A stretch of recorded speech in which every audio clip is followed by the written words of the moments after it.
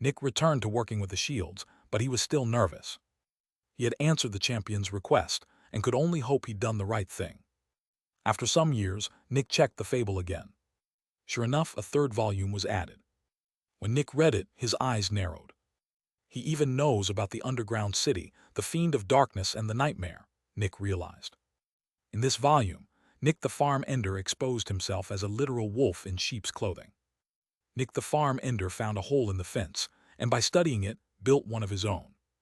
He made another enclosure far from the farm owner's prying eyes, outside the wolves' territory. Over time, Nick the Farm Ender kidnapped several sheep and gave them a home in his enclosure. He did it so the sheep could grow up outside the farm owner's sight and become strong enough to fight the wolves and the farm owner.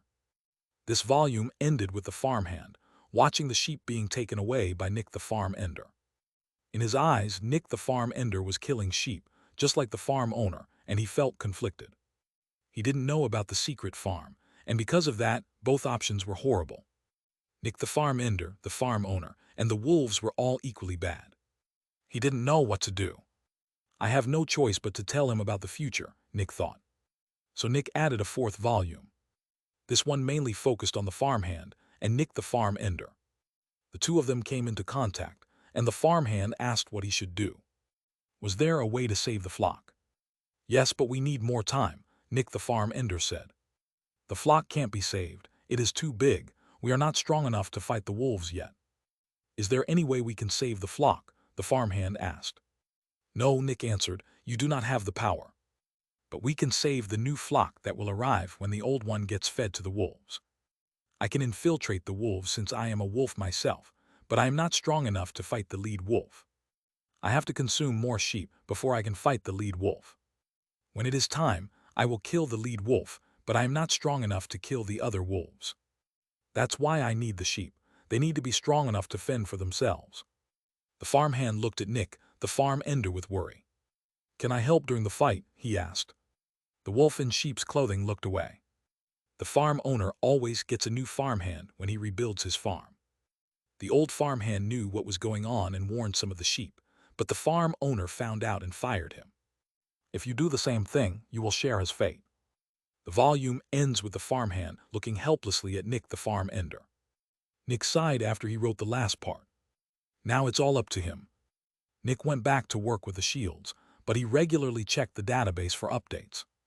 It took a couple of years, but eventually, the last volume was added. The last volume told the farmhand's story. The farmhand would act like he was chasing Nick the Farm Ender, but he would never truly catch him. The farm owner wouldn't suspect a thing.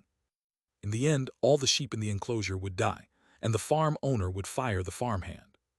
But then, a long time later, a wolf would kill the lead wolf while leading an army of sheep. The farmhand was no longer there. The old flock was no longer there. But the new flock, under the leadership of Nick the Farm Ender, would survive and live in the wild.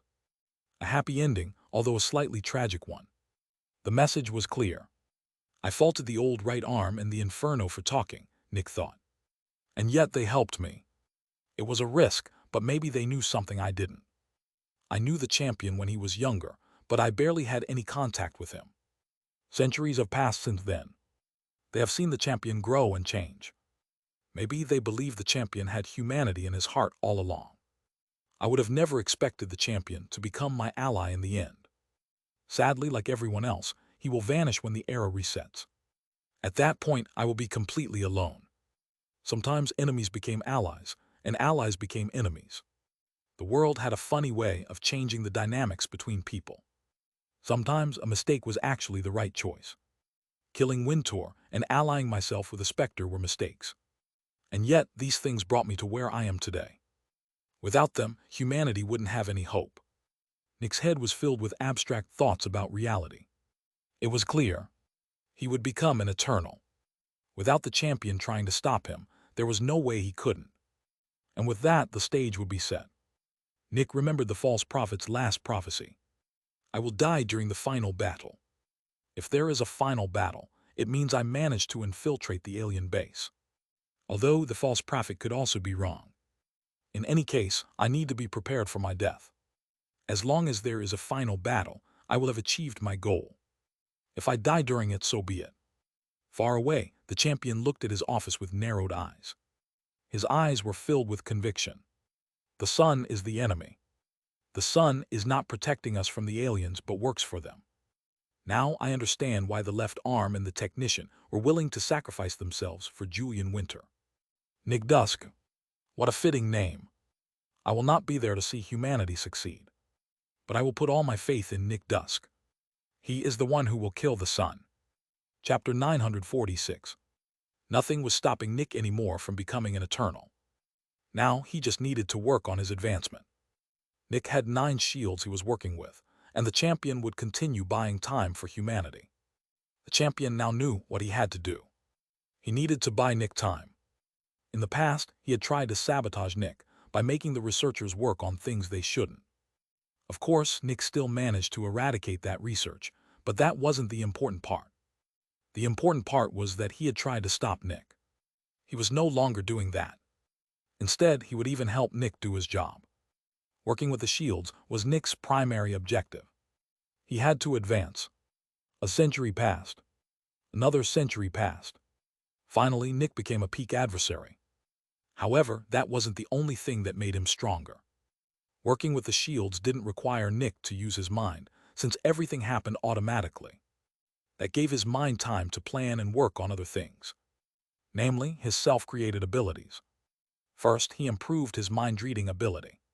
He refined it over decades and pushed it to incredible heights. Despite only being a peak adversary, Nick could read the minds of mid-shields and weaker without interacting with them or pushing them into darkness. This allowed him to read the minds of basically every human on Earth, except for a handful of late shields. Another ability Nick worked on was his ability to sense suffering. He extrapolated it to also work on a person's or Specter's surroundings. This meant he could sense the suffering a Specter created just by looking at them. For a Specter, this was practically and theoretically impossible to hide. Not even Nick could do that. The only way to hide it was to not cause any suffering at all. But that wasn't easy. For example, some of Nick's past actions still weighed on the minds of a couple of shields, and while the suffering produced wasn't much, it was still there. After that, Nick worked on his ability to see through other people's abilities. He practiced passively, by becoming more familiar with Zephyx manipulation, by studying the shields he worked with, and by sending perception drones out to look at random extractors. By now, Nick could decipher all the abilities a shield owned within a couple of minutes. In the past, he needed weeks or even months. But there was more. Nick created a few more useful abilities. Powerful telekinesis, hiding more of his Zephyx illusion distraction. Even if the champion still tried to chase Nick, he wouldn't be able to capture him. Nick also had a chance at killing the champion, but it would be very risky. In a direct confrontation, the champion was still more powerful. When Nick became a peak adversary, he looked at Aegis again. By now, Aegis had over 50 shields. Even more, they had 2 peak shields. Theoretically, they were ready to capture Nurse Alice. However, the champion wanted to be sure they'd succeed, which was why he said they would only try it once there were 5 peak shields. Otherwise, Nurse Alice might learn how they fought. This reason sounded believable to the other shields, but the champion and Nick knew it didn't hold up well. They knew Nurse Alice would know what their abilities were before they could even unleash them. If the champion hadn't become Nick's ally, Aegis would most likely have already suppressed Nurse Alice. It's still hard to believe things turned out this way, Nick thought. The champion was an agent of the sun, and when he first rose, he was arrogant and almost antagonistic towards humanity. But over the years he changed. I believe the reason for his change in attitude is Aegis. He saw how much people were willing to sacrifice their lives for humanity, and that affected him. In the beginning, he was probably only interested in the prestige and power the position gave, but with time, his ideals changed. Now, he himself is willing to sacrifice his life for humanity. I had nothing to do with this. I was not the one who changed him. It was Aegis. The Aegis the old champion created. Nick remembered the time he had spoken to the old champion. Back then he had felt so calm. The old champion had felt so kind, gentle, and powerful. Yet despite his incredible power, he wasn't threatening in any way. His power felt more protective than aggressive.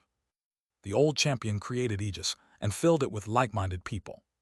While Aegis had to make many sacrifices, the organization had its heart in the right place. The people with power at the top were the most willing to sacrifice themselves for others. The old champion's kindness had lasting effects.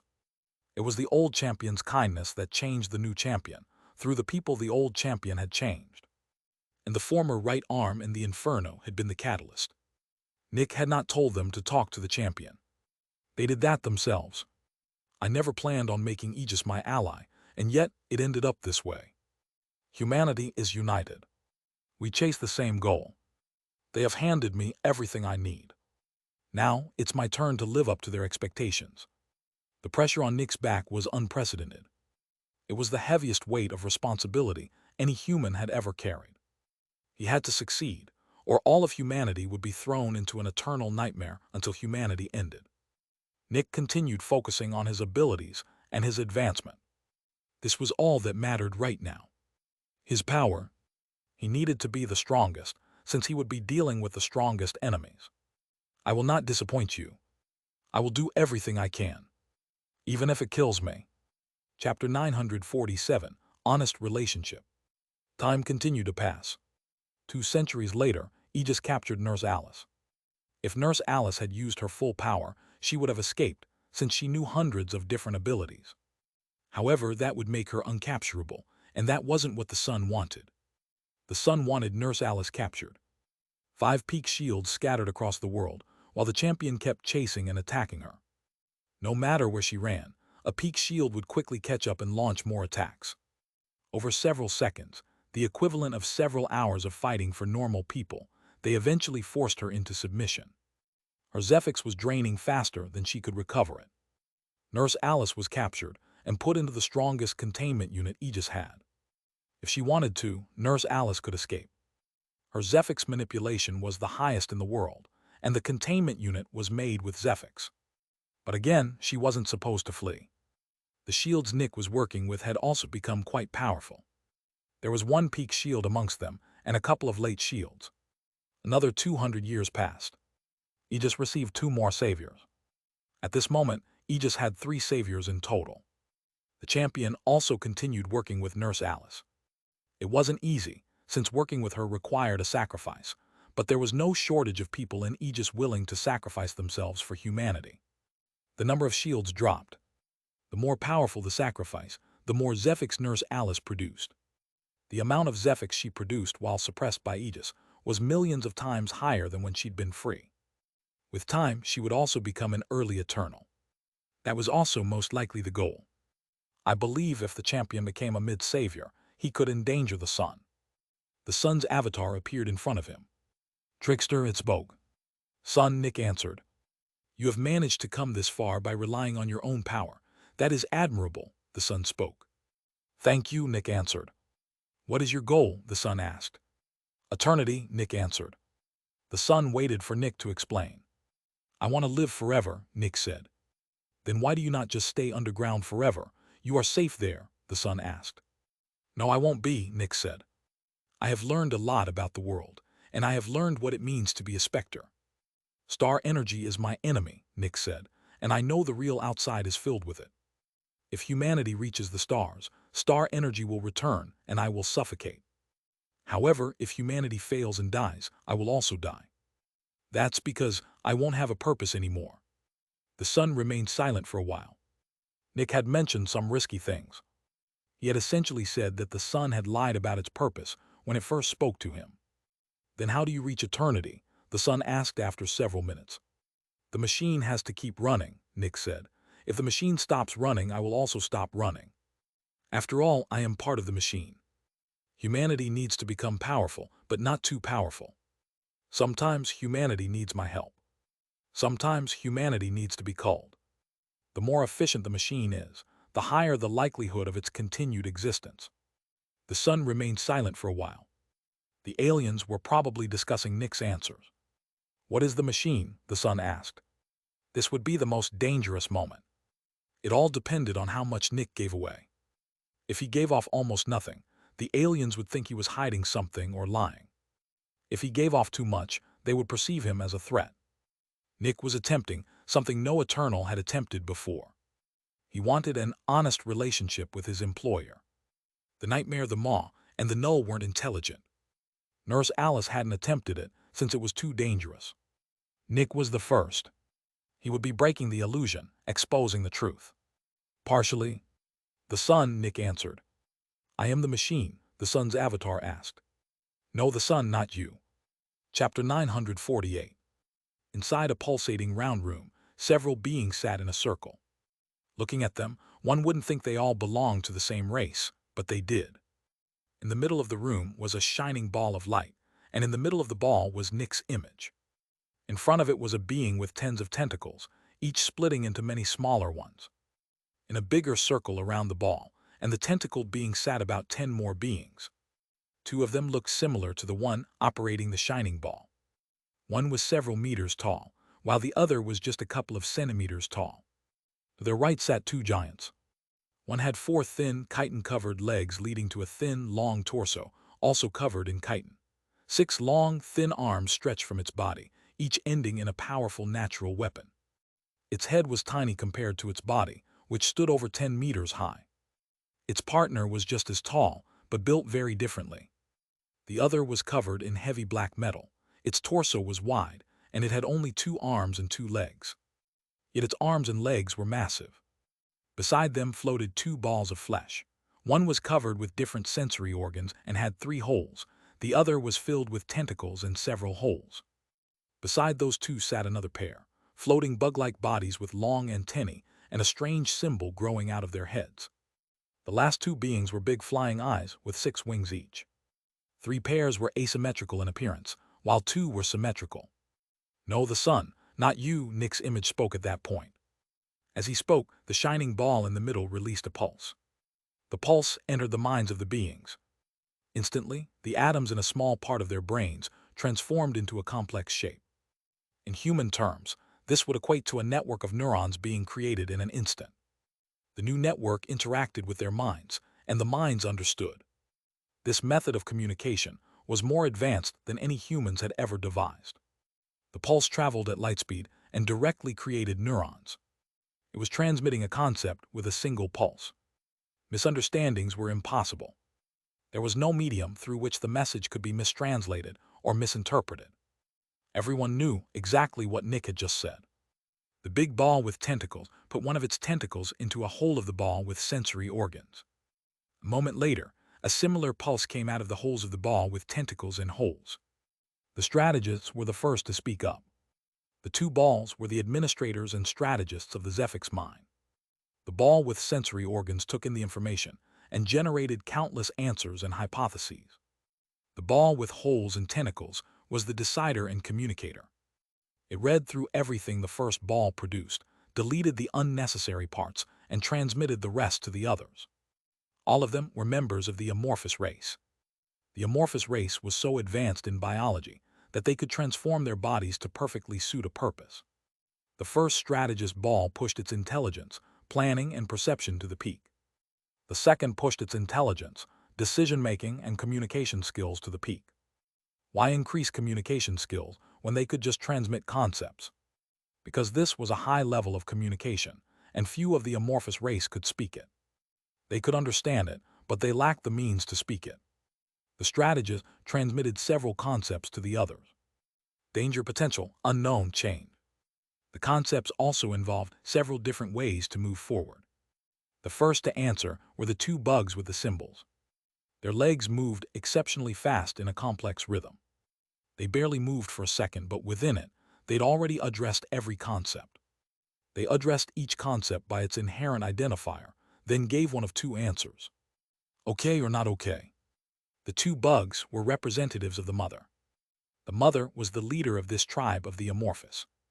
In human terms, the mother was the king, or queen, while these 2 bugs were overseers ensuring this Zephyx mine followed the rules she dictated. When a concept clashed with the mother's goals, they gave a not okay verdict. When it aligned with her will, they gave an okay verdict. The strategist with the tentacles and holes released another pulse.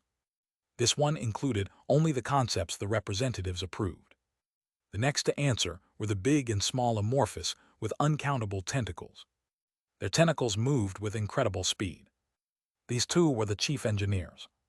They decided everything related to the biological machines surrounding Earth and the alien base. The chief engineers gave further input on all the concepts, which the strategist then spread to everyone again. More concepts were deleted, judged unfeasible by the chief engineer's input. Then the two representatives answered again. Some concepts had changed with the chief engineer's input, and they were no longer okay with them. The strategist spread the concepts again. This time the two flying eyes answered. They were the chief illusionists and pure energy manipulators. The chief engineers ran the biological machines, while the chief illusionists ran everything energy-related. This included the concepts the sun worked with. They had conceptualized the sun, while the engineers built and maintained it under their supervision. Several seconds passed, and many more rounds of refinement took place. At the very end, the two giants answered. Only 3 concepts remained. Their input hadn't mattered until now. They were the 2 generals. They were warriors. Usually, the generals didn't need to say anything, since the strategists knew their powers and capabilities perfectly. Their input mattered only in the rare case a strategist misjudged their power. That happened, on average, once every 1,400 years. As always, the generals just gave 3 confirmations. The strategist sent the 3 concepts to everyone once more. This time, nobody answered. That meant no objections. Now it was up to the strategists to decide. They held the highest authority unless the representatives objected.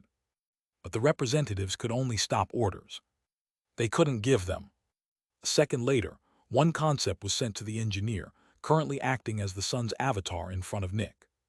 The engineer touched its tentacles to the shining ball, and the sun's avatar spoke. Chapter 949. What do you know? The sun's avatar asked. The amorphous race had deliberated everything. The 3 concepts that remained at the end were: kill Nick, stop him from advancing, ask for more information. Naturally, the concept the strategist sent to the engineer was to ask for more information. I have learned a lot, Nick said.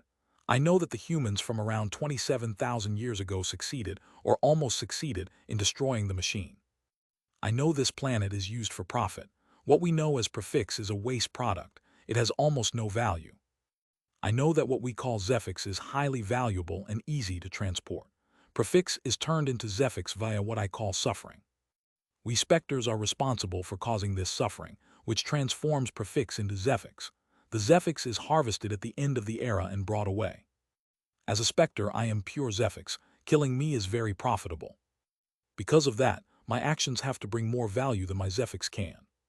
If I want to live forever, I need to remain profitable. If I hide underground, I will be harvested. Hiding underground is not safe for me. You are the owner of this planet. If I do not act in your full interest, I will not be able to live forever. After Nick stopped speaking, the council of the amorphous race went into another exchange and refinement of concepts. Countless possibilities were struck down by the representatives. One of these was running a full analysis of Nick's abilities. The reason was simple: wastage of resources. Nick was wrong about one thing. This Zephyx mine didn't exist for profit. It wasn't owned by a company. It was owned by the mother, and the Zephyx harvested here would go directly to her. The mother needed Zephyx. The amorphous race was not the only race in the universe, and it was not united.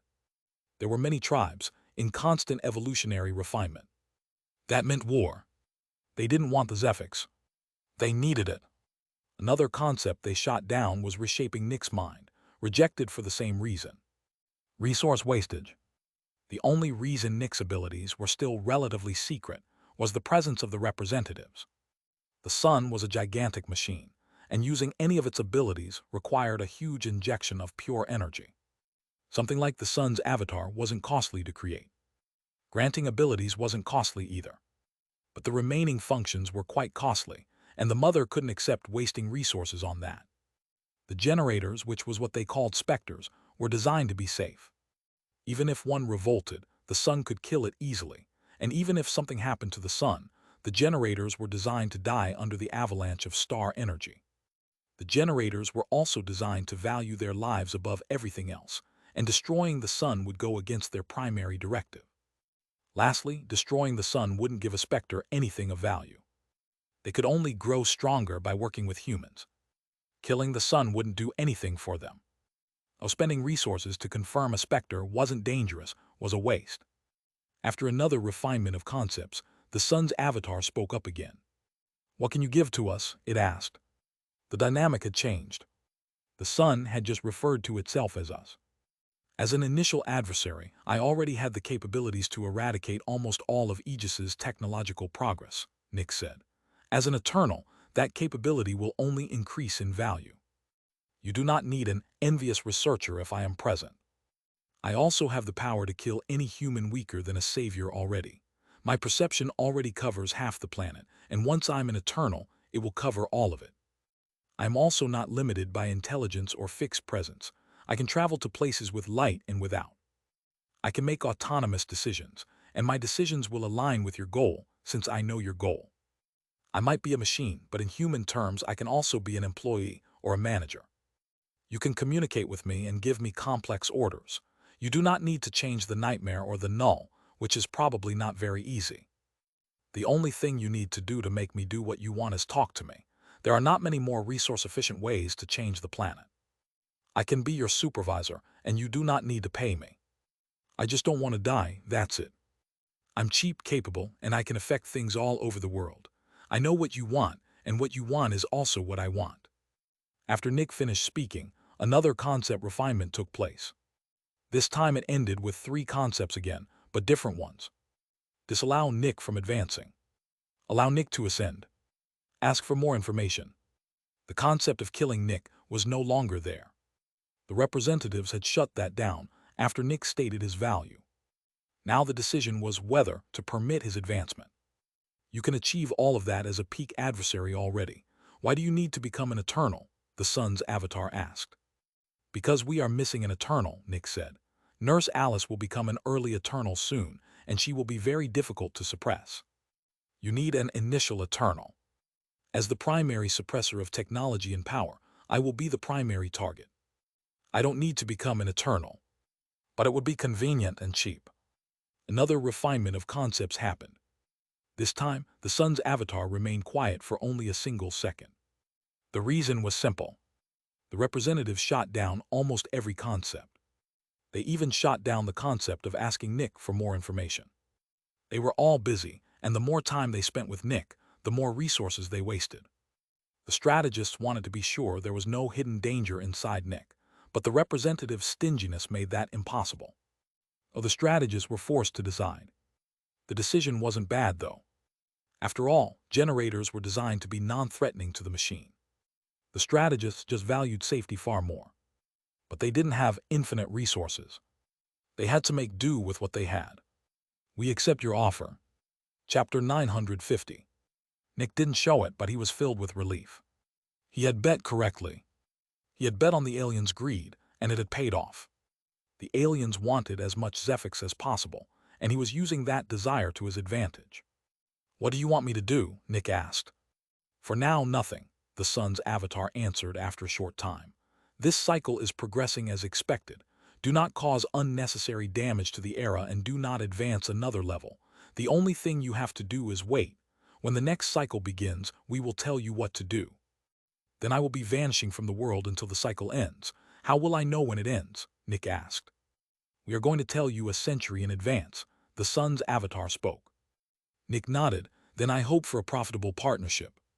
We expect you to live up to your promises, the sun's avatar said. Then the sun's avatar vanished. Nick wanted to take a deep breath, but that was still too suspicious. His ability hadn't reactivated yet. For several minutes, Nick just sat in the isolated room. Finally, he felt the familiar draw of the advancement space. It's finally time, Nick thought. Nick watched his surroundings warp, and when they finished, he saw an endless sea of suffering humans. There were millions upon millions. Nick had already decided on the ability he wanted, and he searched for it. This would be the last new ability he'd receive from the sun. What did he need? Nick's perception was already as high as it needed to be. The null's ability and the Maw's ability took care of that. His escape abilities had already been pushed to a level nothing on Earth could catch him at, except maybe the null. Escaping was no longer important either. If the aliens found him out, escape wouldn't be an option. What about offensive capabilities? Yes, those could be increased, but there was an issue. How would he explain to the Sun why he'd chosen greater attacking power? He was supposed to be the first Eternal to get suppressed. Increasing his offensive capabilities would make him much harder to suppress. Intelligence. That couldn't be increased any further. Defense. Nick could already turn into a physical Specter, a Force Specter, and a human. That gave him all the defense he'd ever need, and he could retreat with several other abilities besides. Physical power. Again, he couldn't explain that to the aliens. Zephyx regeneration. Maybe, but that wasn't very useful. Nick's choices were limited. As he walked to the end of his very complex path, creating a very specific ability, he stopped. Why have you chosen this ability? Nick heard in his mind. I need to learn more about humanity. The more I know about them, the better my decisions will be, Nick answered. He didn't receive an answer. Instead, the sun grew brighter in the advancement space. The next moment, Nick was transported to his Specter core. By now, the diagrams were no longer so complicated. He understood what most of them did. A new diagram descended from the sun and integrated into his Specter core. He watched it grow, and he could see how it was created. Most of the time it formed faster than he could follow, but with time, he'd understand the entire thing. Once it integrated, Nick's other diagrams started to expand. His self-created diagrams, of course, weren't touched at all. For several minutes, Nick watched the sizes of his diagrams increase dramatically. The diagrams for the Maw and the Nightmare didn't grow as much, but the others increased drastically. All the other diagrams split into two and expanded even further. By the end, every diagram was of equal complexity and size. Every diagram now had two branches. As expected, Nick thought. The Maw and the Nightmare each gave me two abilities, since they were Eternals. The Null never gave me two, since my Zephyx synchronizer synchronized with it. I only got the base level, and it advanced like all my other abilities. Now there's no more differentiation between powers. Everything has reached the power of an Eternal, which means everything besides the Nightmares, and the Maw's abilities has gained a completely new ability, while also improving the base ability. As an adversary, Nick should have had 8 abilities, but since he'd worked with 2 Eternals as a human, he'd had 10. Now, as an Eternal, his abilities had increased dramatically. 10 became 18. A new ability related to the Null had appeared. The abilities from the Fog and the Blinding Light each gained another ability. Finally, the abilities Nick had created for himself gained one more. Naturally, his newest ability also came as 2. 18 abilities. This is as far as I can go, Nick thought. My power has increased exceptionally, but that's mostly where my growth ends. I can still create a few more abilities, but not many at this level of power. Nick closed his eyes and inspected his new abilities. There was a lot to learn, and he had to test them. He decided to go from old to new. First, he checked the 2 abilities from the Null. By now, his primary ability should be on the same level as the Null's. The way Nick saw the world was how the Null saw it. This is a terrifying level of perception, Nick thought. The beam still let out of him, but that wasn't all. If he focused on one, he could see an image. Focusing on the champion's beam, Nick saw him sitting on his throne. Even more, Nick intrinsically knew what the champion knew about him. Chapter 951. It was terrifying. Nick could see every memory the champion had that related to him. He could even see the wrong guesses he had made. One had to remember one thing. The champion was inside his office, inside Aegis's headquarters. This was the most fortified place any human had ever created. With Nick's normal perception, he couldn't see anything going on inside without entering. Yet he could see the champion clearly. It didn't matter where the champion was. He could still perceive him. And since he could perceive him, he could also use his abilities that relied on perception. For example, he could teleport right into the champion's office. He could also summon illusions around him. With this power, Nick had complete control over humanity. He could stay deep underground for his entire life and still cause misery and damage all over the world. Humanity wouldn't be able to find him, while he could always perceive them as long as they knew about him.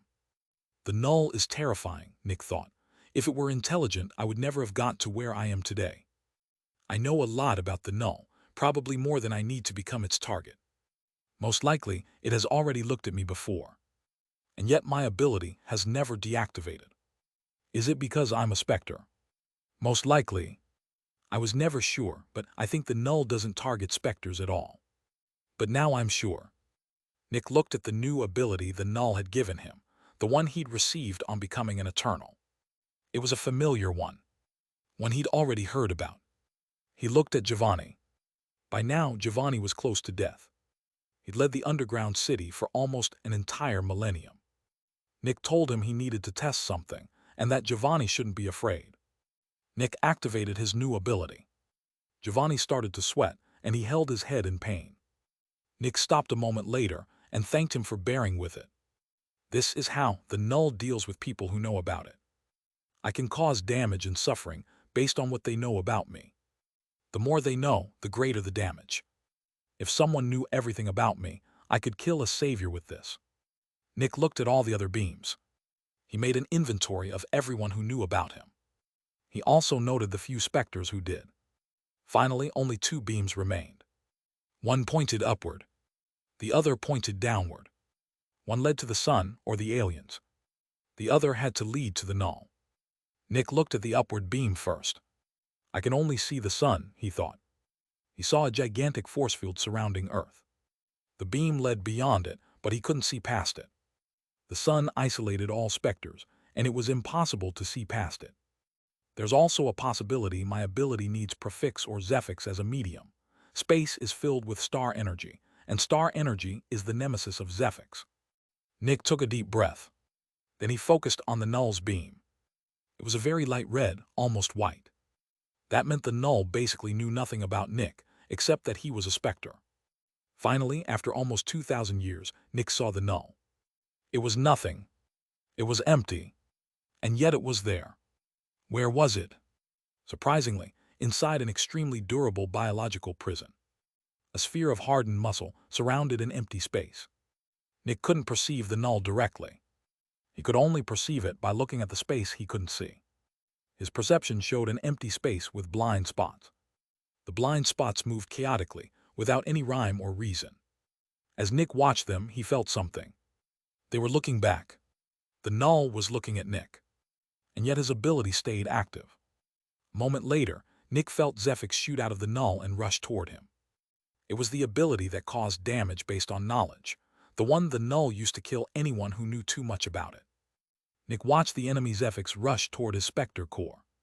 And then, nothing happened. I see, Nick thought, it's not that you don't target Specters. It's that your ability doesn't work on Specters. You've probably tried to kill me before, and since I was a Specter, it never worked. And since you can't leave this cage, you can't attack me any other way either. Nick remembered telling the aliens about Rising Star Base and Piercing Heaven Base. Did the aliens release the null and order it to do something? With just this ability, it can't possibly deal with an entire base. Although, Nick focused on Aegis's database. He could see not just what a living being knew, but information stored in machines. As he focused on the database, he activated his ability to cause damage based on memory. He could feel it. If he wanted to, he could destroy Aegis's entire database, just because it contained information about him. It's also possible the aliens simply beam information about the null into the machines, and the null takes care of them. However, the null didn't deal with the Jolly Cannibal or the Ice Maiden. Most likely, the sun used some kind of failsafe that instantly deletes Specters. Nick looked back at the null. It was still sending Zephyx at him.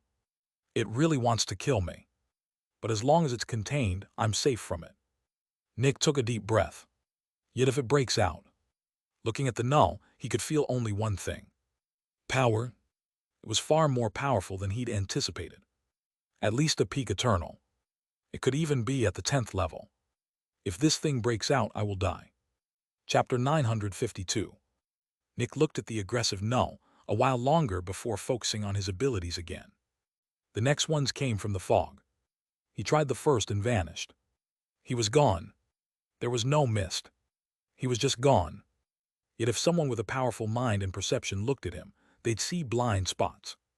I have the ultimate force Specter body to support my primary ability. The null's body. Yes, Nick had essentially turned into the null.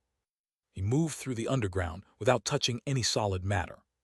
Through the underground city, then through the containment units. Later, he entered the outside world.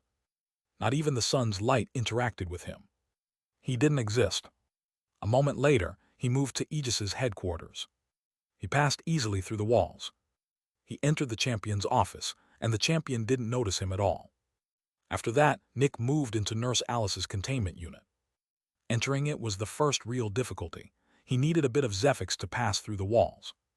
But as soon as he entered, his ability deactivated.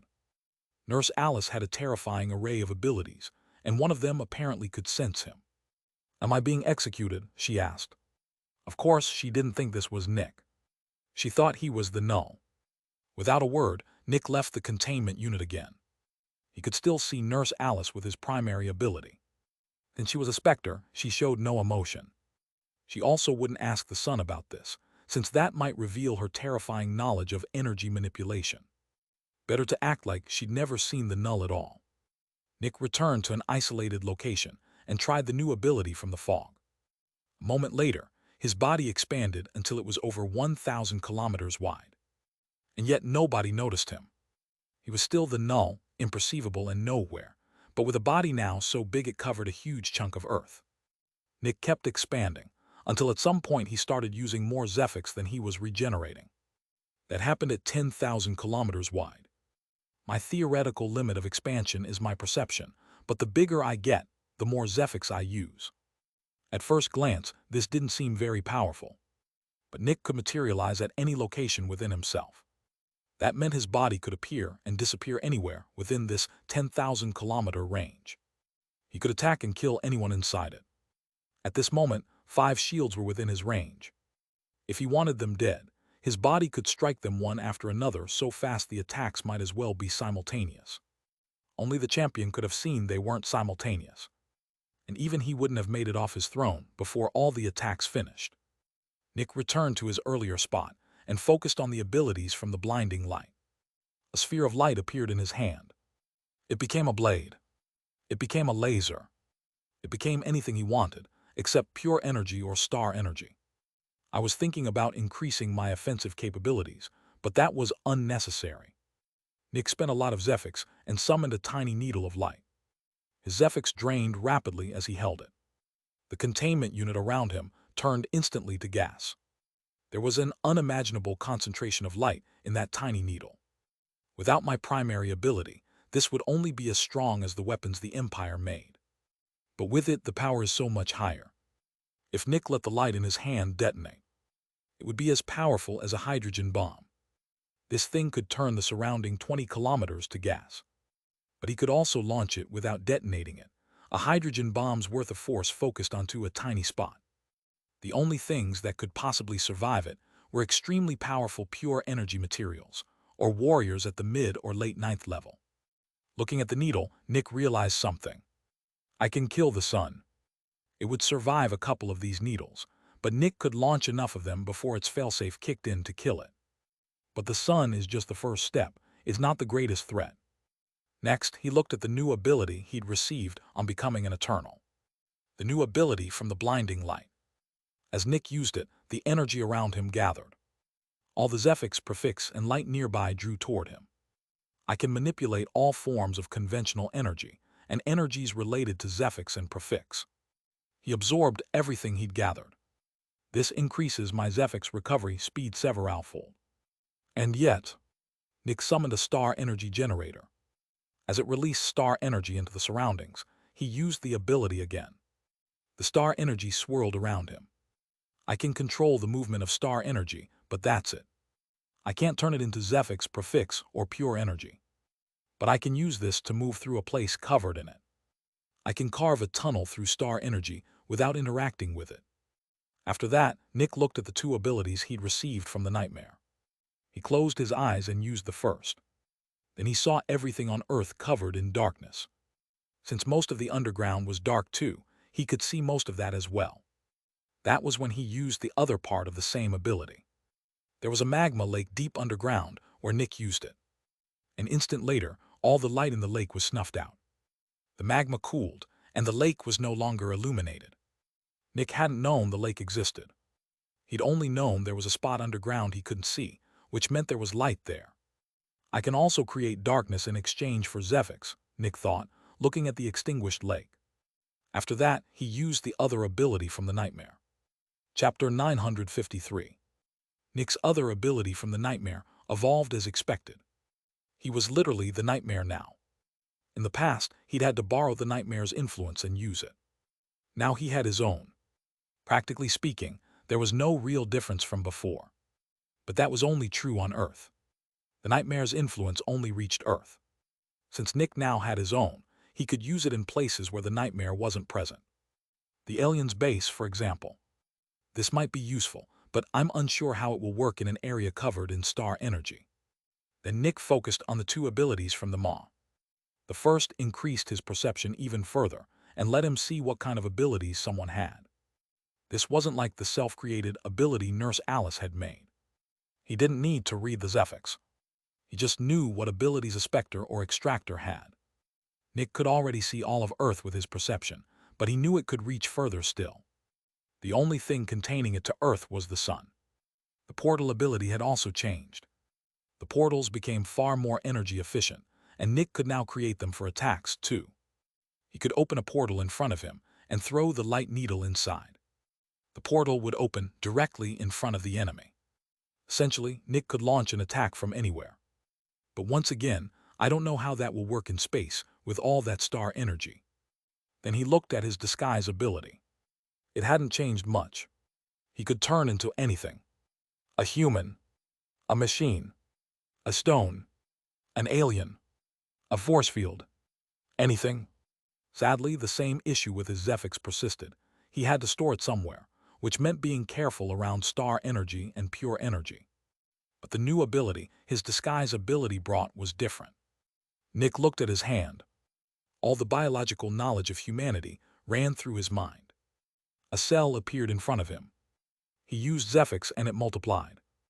It became a cluster of cells, which kept multiplying until an embryo hovered in his hand. As long as I know how a biological process works, I can use my Zephyx to make it happen. If he wanted, Nick could create artificial humans with this ability.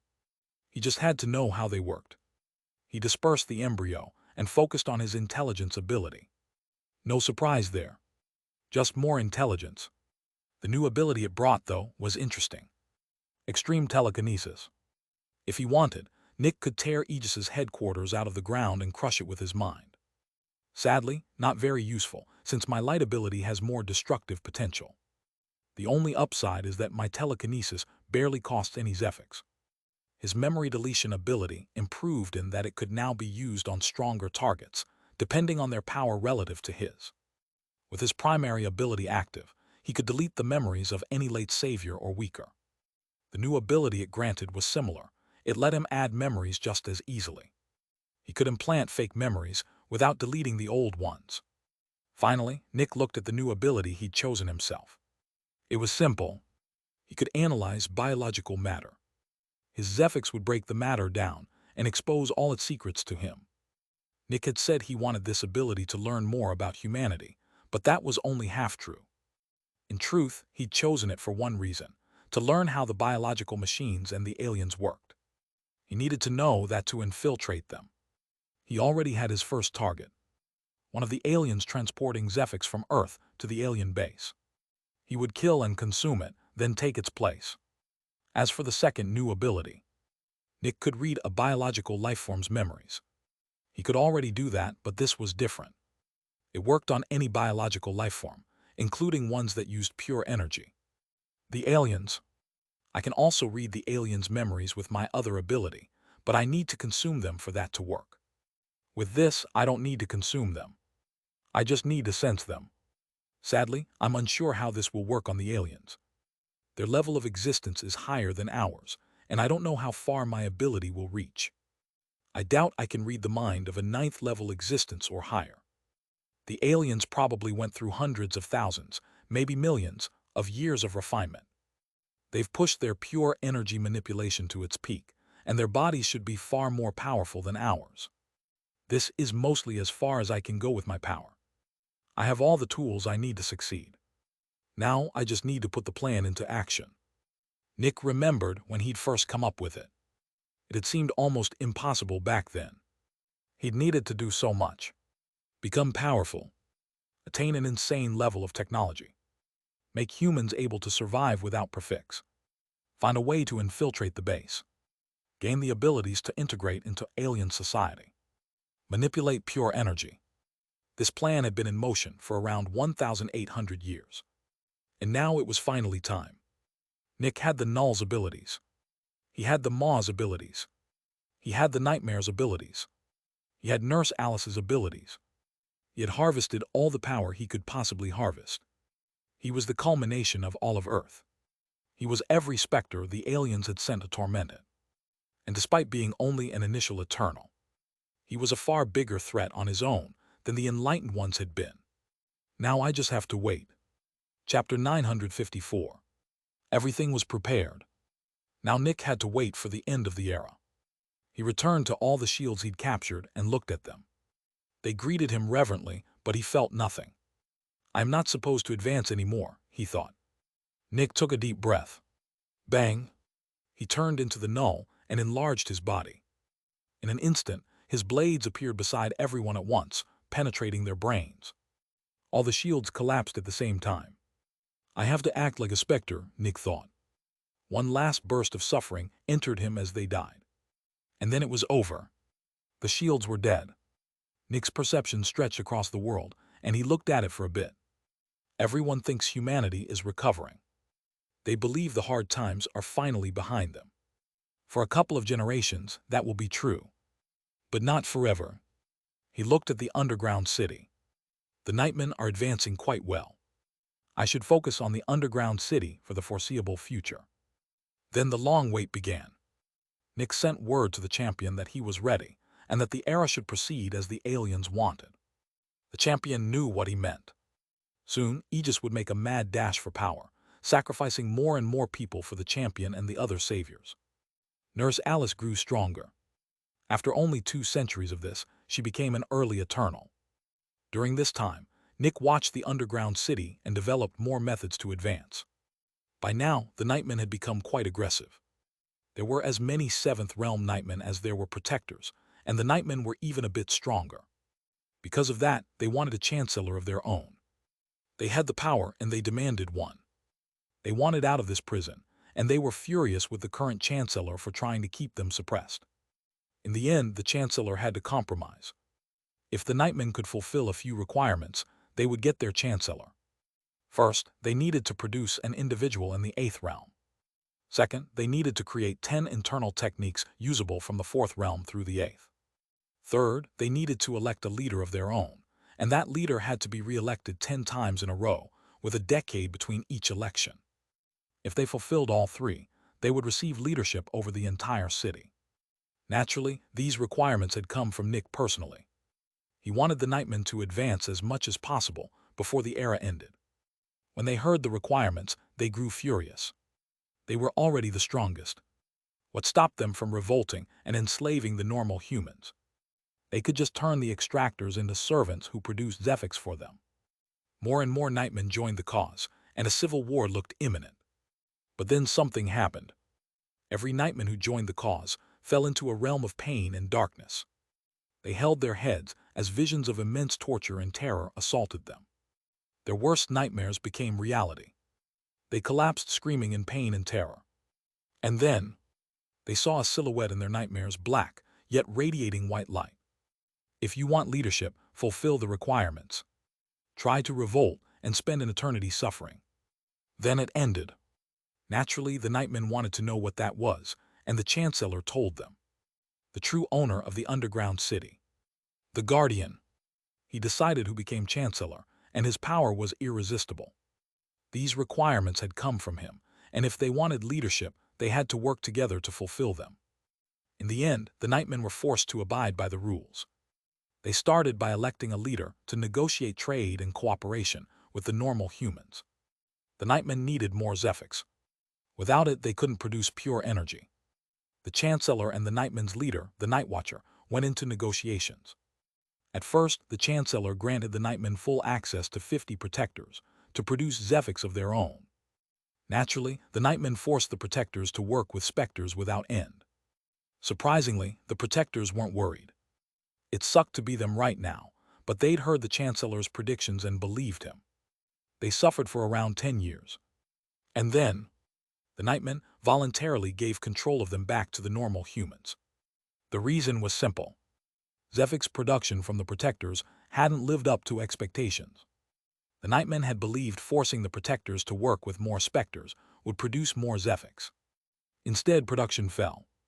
The reason? The Nightmen themselves were the source of most of the protectors' suffering. They were the ones forcing them to do things they didn't want. But the Nightmen weren't Specters, and they couldn't produce Zephyx by inflicting suffering. Normally, Extractors worked with Specters mostly voluntarily.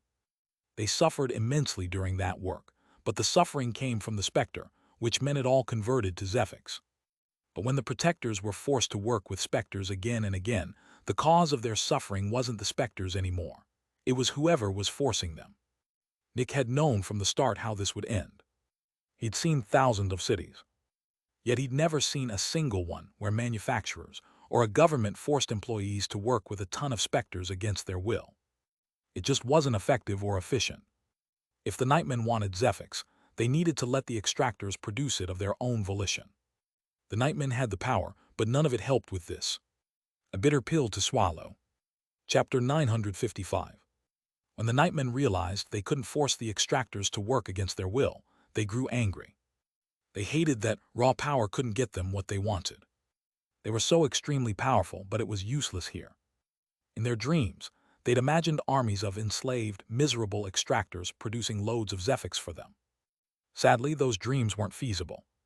The Extractors needed to be happy and relatively free to produce Zephyx at all. That was bad news, since it meant sharing resources with them. After further negotiations, the Night Watcher made a deal with the Chancellor. The Nightmen would help the normal humans with various tasks, in exchange for a bigger share of the Zephyx. The Chancellor agreed. The Nightmen were furious to hear they had to work for the normal people. We have to work with these weak, naive, and spineless cowards. Yet they had no other choice. The Night Watcher gave the order. For the next 10 years, the Nightmen worked with the normal people, and the underground city entered a period of abundance. Progress was made everywhere. And then, the Night Watcher wasn't re-elected. They hated working with the normal people. Why should they? These resources were theirs, and since they were the stronger party, the other party's resources were theirs too. They should have everything. For the next few decades, things weren't as great. The Nightmen tried strong-arm tactics again and again, but never got what they wanted. Eventually, though, they accepted reality. The Nightmen had no empathy, and many were unstable psychopaths, but they weren't stupid. Yes, they wanted everything for themselves, but it was better to own 50% of something than 100% of nothing. After some time, they elected a Night Watcher who was actually re-elected several times. He was also the first to reach the 8th realm. The first requirement was fulfilled. Now they had to work on the second. The Night Watcher was one of the best at researching techniques, and he immediately went into seclusion to produce the 10 internal techniques, electing a stand-in to lead in his absence.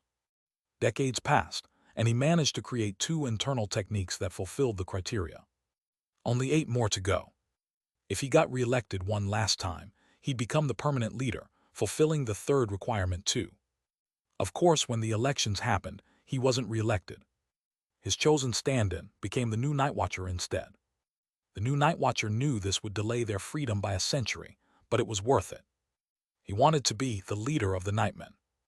Naturally, the old leader refused to keep researching, out of spite for the betrayal. Several things happened, and eventually he became the Night Watcher again. They needed the internal techniques, and he was the only one who could create them. Research continued, and he produced 2 more. And then, he wasn't re-elected. The pattern repeated, and he became Night Watcher once more.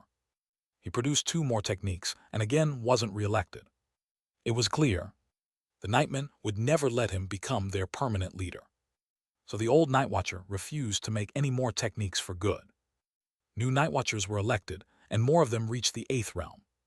Within 2 centuries, they'd created all 10 internal techniques. Now they only had to fulfill the third criterion. That was supposed to be the easiest.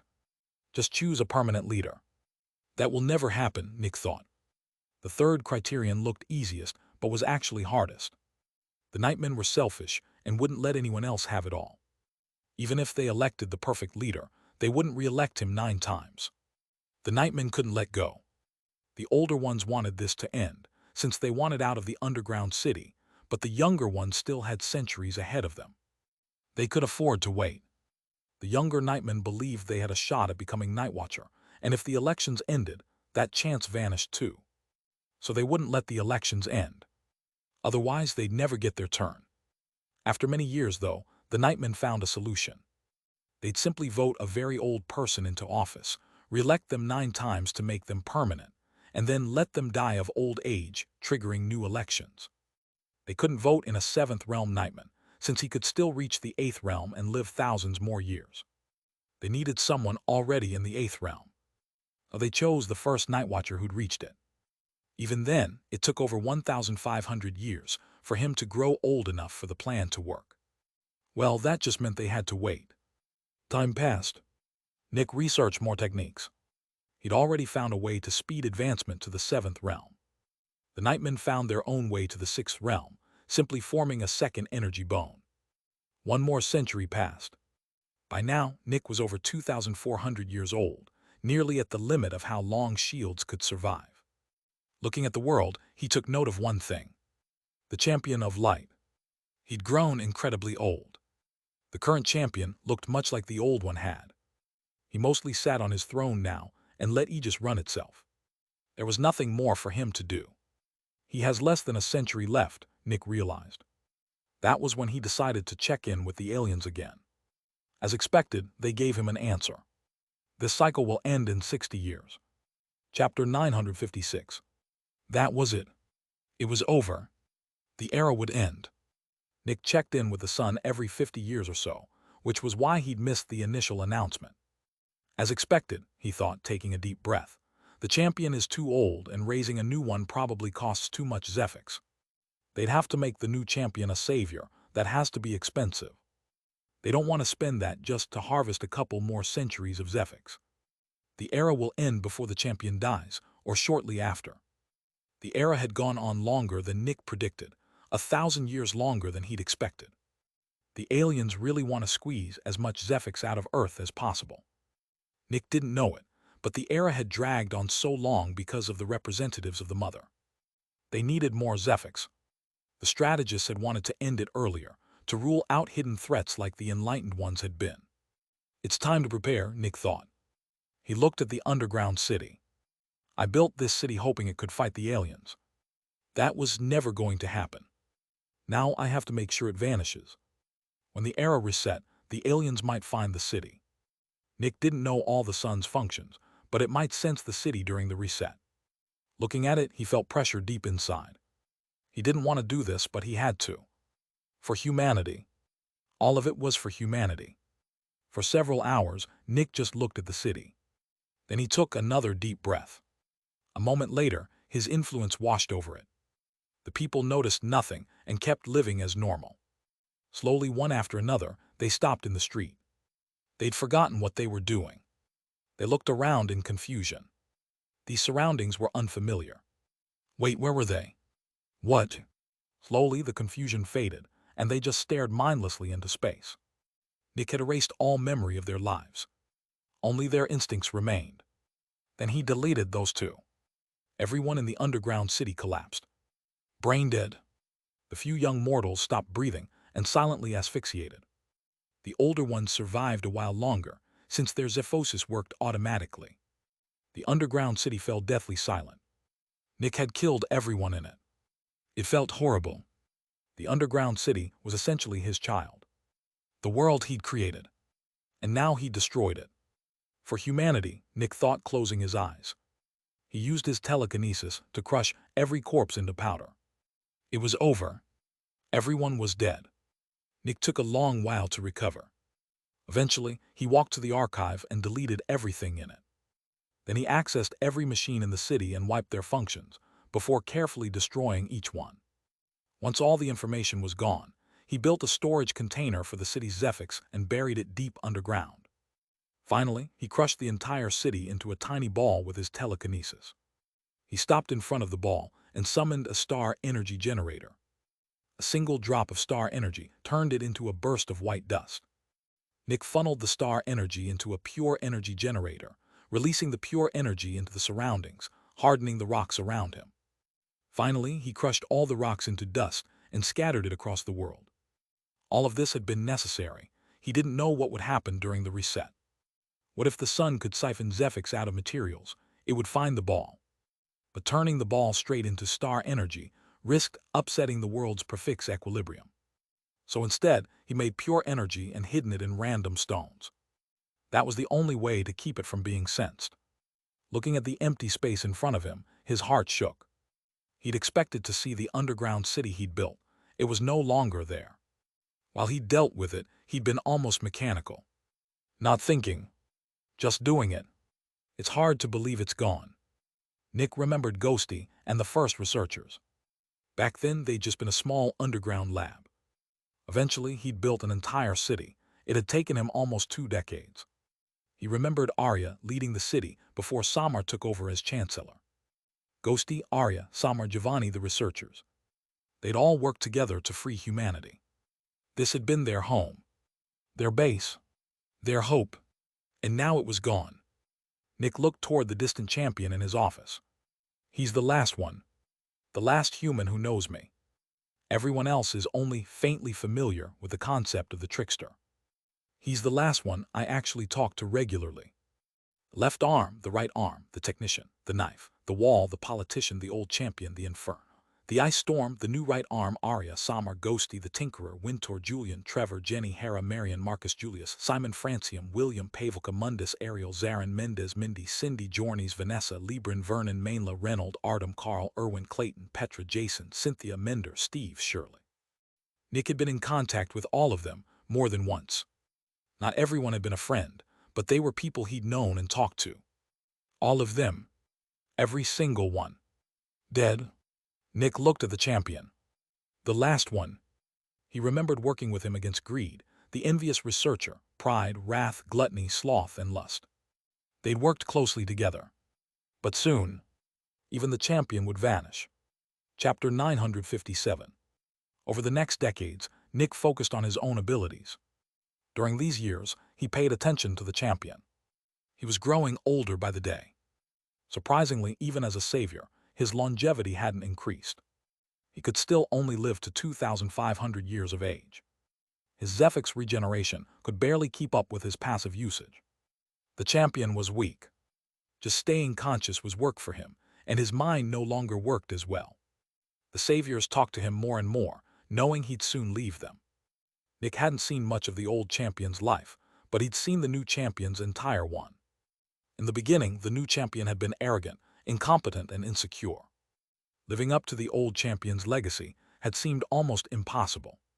But looking at the current champion now, I don't know about the old champion, but I know you've more than lived up to his legacy. The champion had accomplished so much in his life. He'd led Aegis against the 7 corruptors, the trio of destruction, death, the envious researcher, the Maw, and Nurse Alice. Humanity hadn't feared the Specters for 1,000 years. Humanity now had over 10 saviors, 3 of them early saviors.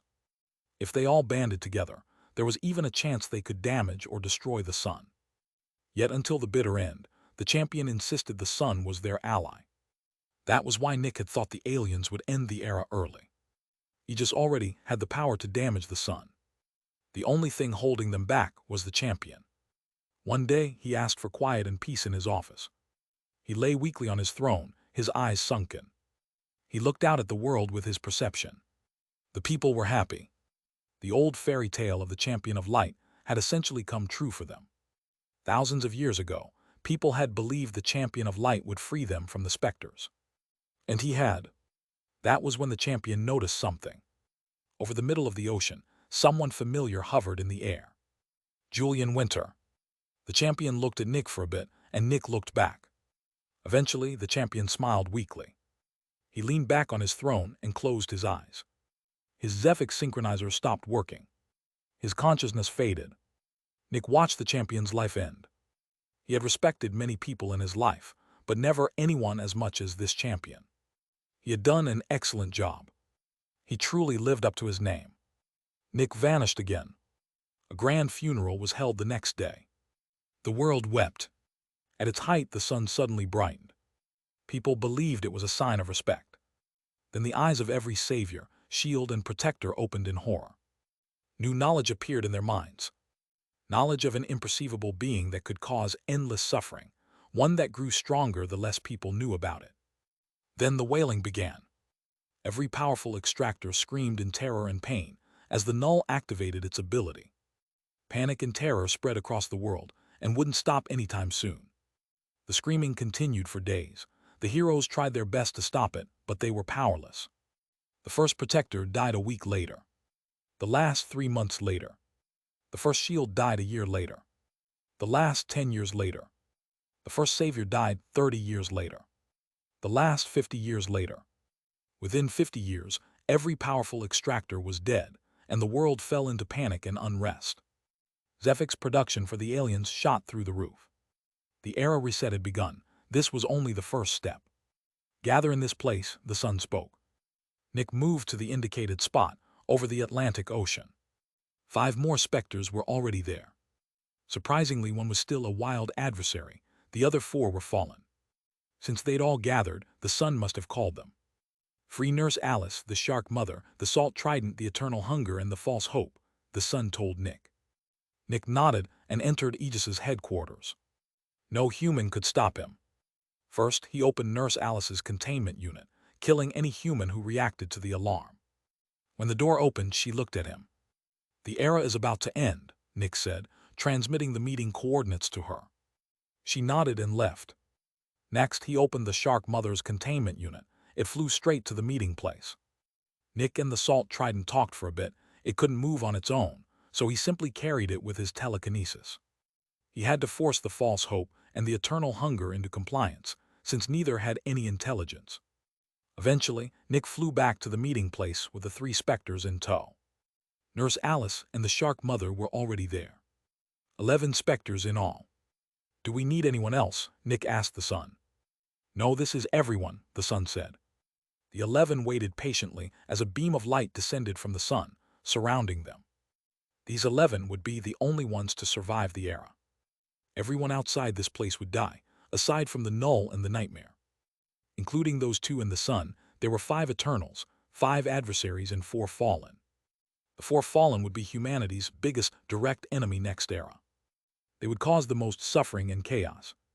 The False Hope and the Eternal Hunger would eradicate all life outside the cities. The Salt Trident and the Shark Mother would eradicate all life in the oceans and keep humanity separated. The new adversary would lead the 4 Fallen. Nurse Alice would return to her old job of killing anyone who spoke the sentence. Nick would take over the envious researchers and the Ma's roles. The team was assembled. The sun brightened further. It was time to end the era. Chapter 958. The sun shone brightly, and the people of the world looked up at it with astonishment and fear. What was going on? Would a new champion be born? Sadly, that wasn't going to happen. The sun's light touched every person in the world. The nightmare made sure everyone stood in some kind of Specter-created light. Normal people just watched with worry.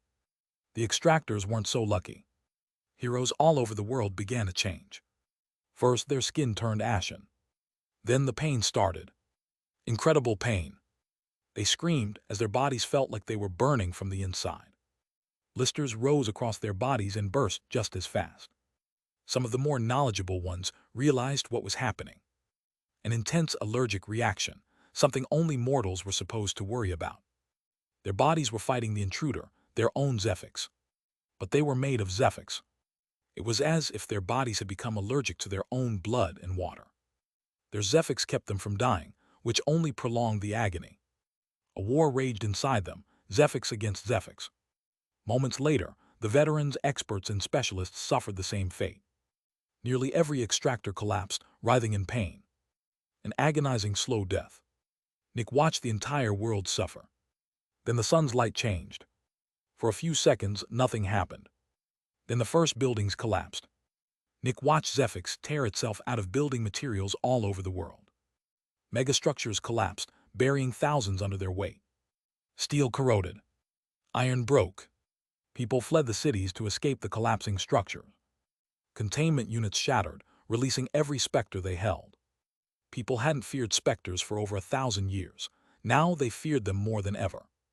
Demons, fallen, elders, fanatics. They rampaged through the cities, harvesting millions of lives. Meanwhile, the heroes died one by one. Before the allergic reaction could kill the specialists, the demons and fanatics got to them first. Chaos. The world was chaos. Cities built inside mountains were buried beneath them, their supporting structures gone. Cities built in craters or ravines were buried by quakes that brought the walls down on top of them. Soon every specialist was dead too. Those who'd escaped the Specters fell to the allergic reaction instead. The panicked survivors looked at their former cities, now ruins haunted by Specters. As the last experts and veterans died, the Specters turned to less valuable food. The normal people. The Specters left the cities and hunted them down as they ran in panic. Instinct told people to flee into dark caves, but that meant facing the nightmare instead. They were forced to stay out in the open, visible to every Specter that wanted them dead. Within a minute, over 50% of the world's population was dead, most of them in their own collapsing cities. The Level 2 Extractors were still suffering, unable to move. Their bodies still needed food, oxygen, and water, yet their Zephyx synchronizers kept pulling in more Zephyx regardless. Within 10 minutes, over 95% of them had died to the freed Specters. The rest would die slow, grueling deaths over the following days. People scattered like panicked rabbits across the wilderness. Nick did his best to hide his true emotions. It was painful to witness. Not a single human in the world was spared this suffering. The newbies' bore burns across their bodies but could still move. Sadly, they couldn't use their Zephyx. Some of the smarter ones cut out their Zephyx synchronizers to survive, at least sparing themselves the allergic reaction. The Specters were still a real concern. How many did humanity have? Hundreds of thousands, not counting the millions of hatchlings. Within an hour, 80% of the world's population was dead. After 6 hours, 95%. The world used to hold about 500 million people.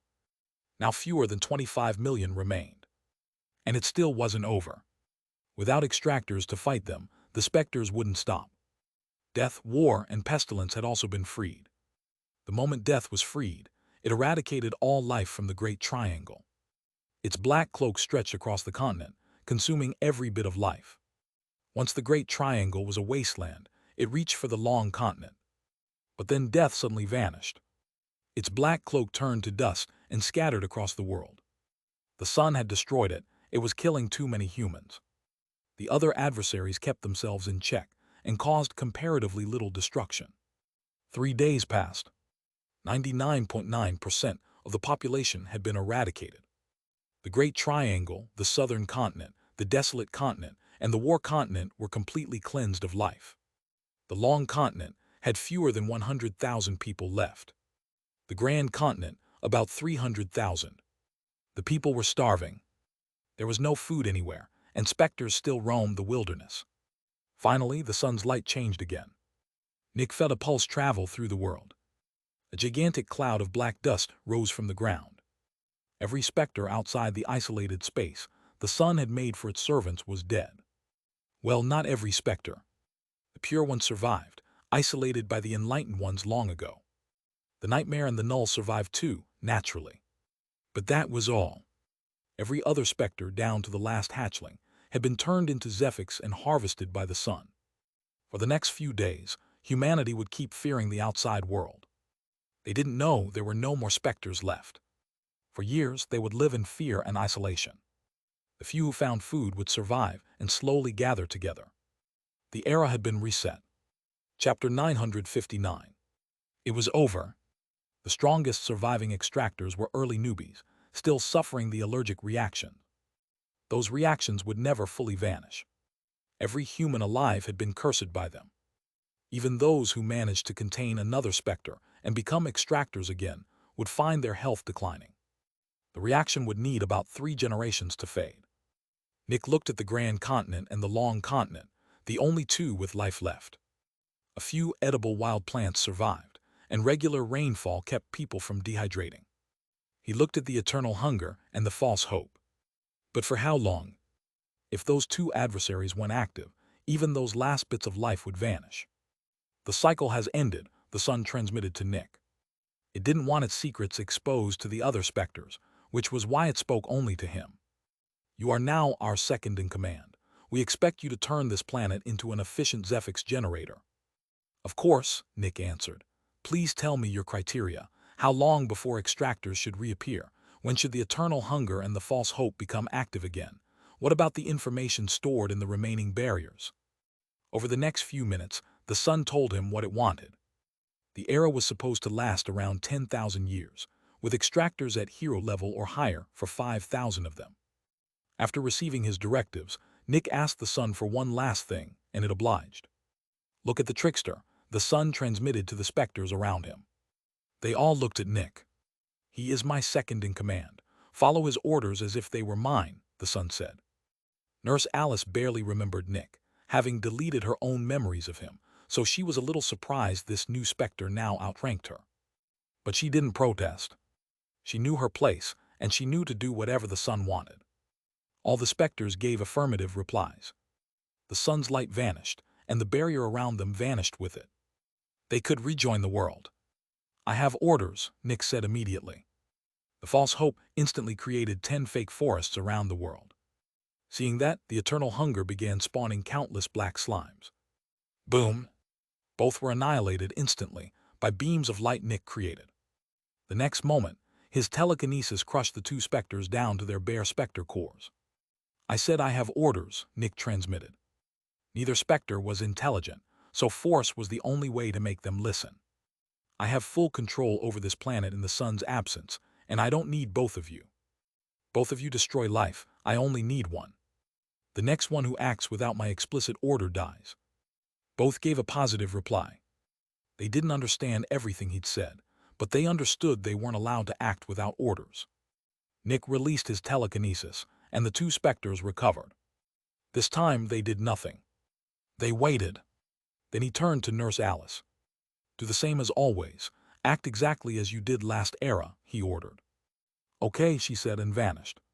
Her first clients had already been calling for her. Then he looked at the salt trident. Same as last era. You can have whatever you want in the ocean, but there's one difference this time. Keep most of the plankton alive. Humanity needs oxygen, and the healthier they are, the more Zephyx they'll produce. Eat the fish and the bigger life forms, but leave the bottom of the food chain intact. I will do just that, the salt trident said. A small change from before, but not a big one. Nick used his telekinesis to put the salt trident back in its old spot. Almost immediately, nearly all sea life died. Then he turned to the shark mother. Same for you, but you're allowed to kill any human who approaches the coast. Anything within 10 kilometers of a sea or ocean is fair game.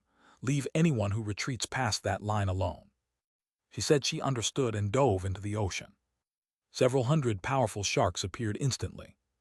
Then Nick looked at the 5 unfamiliar Specters, 1 adversary, 4 fallen. You will be humanity's primary enemies, but for now you'll stay dormant. Once humanity creates its first level 3 Extractors, I'll activate you one at a time. The 5 agreed and scattered across the world, to wait underground for a long while. Finally, Nick turned to the false hope and the eternal hunger. You're allowed to create minions in these places, he said, showing them the dead continents. I'll tell you when you can create them elsewhere. The 2 adversaries agreed and left. Tons of black slime and fake forests sprang up across the world. Over the following days, they'd occasionally overstep their bounds, and Nick would put them back in line each time. Finally, all his orders were given. Nurse Alice and the Nightmare would become known across the world almost immediately, thanks to their constant presence. The Null would take longer.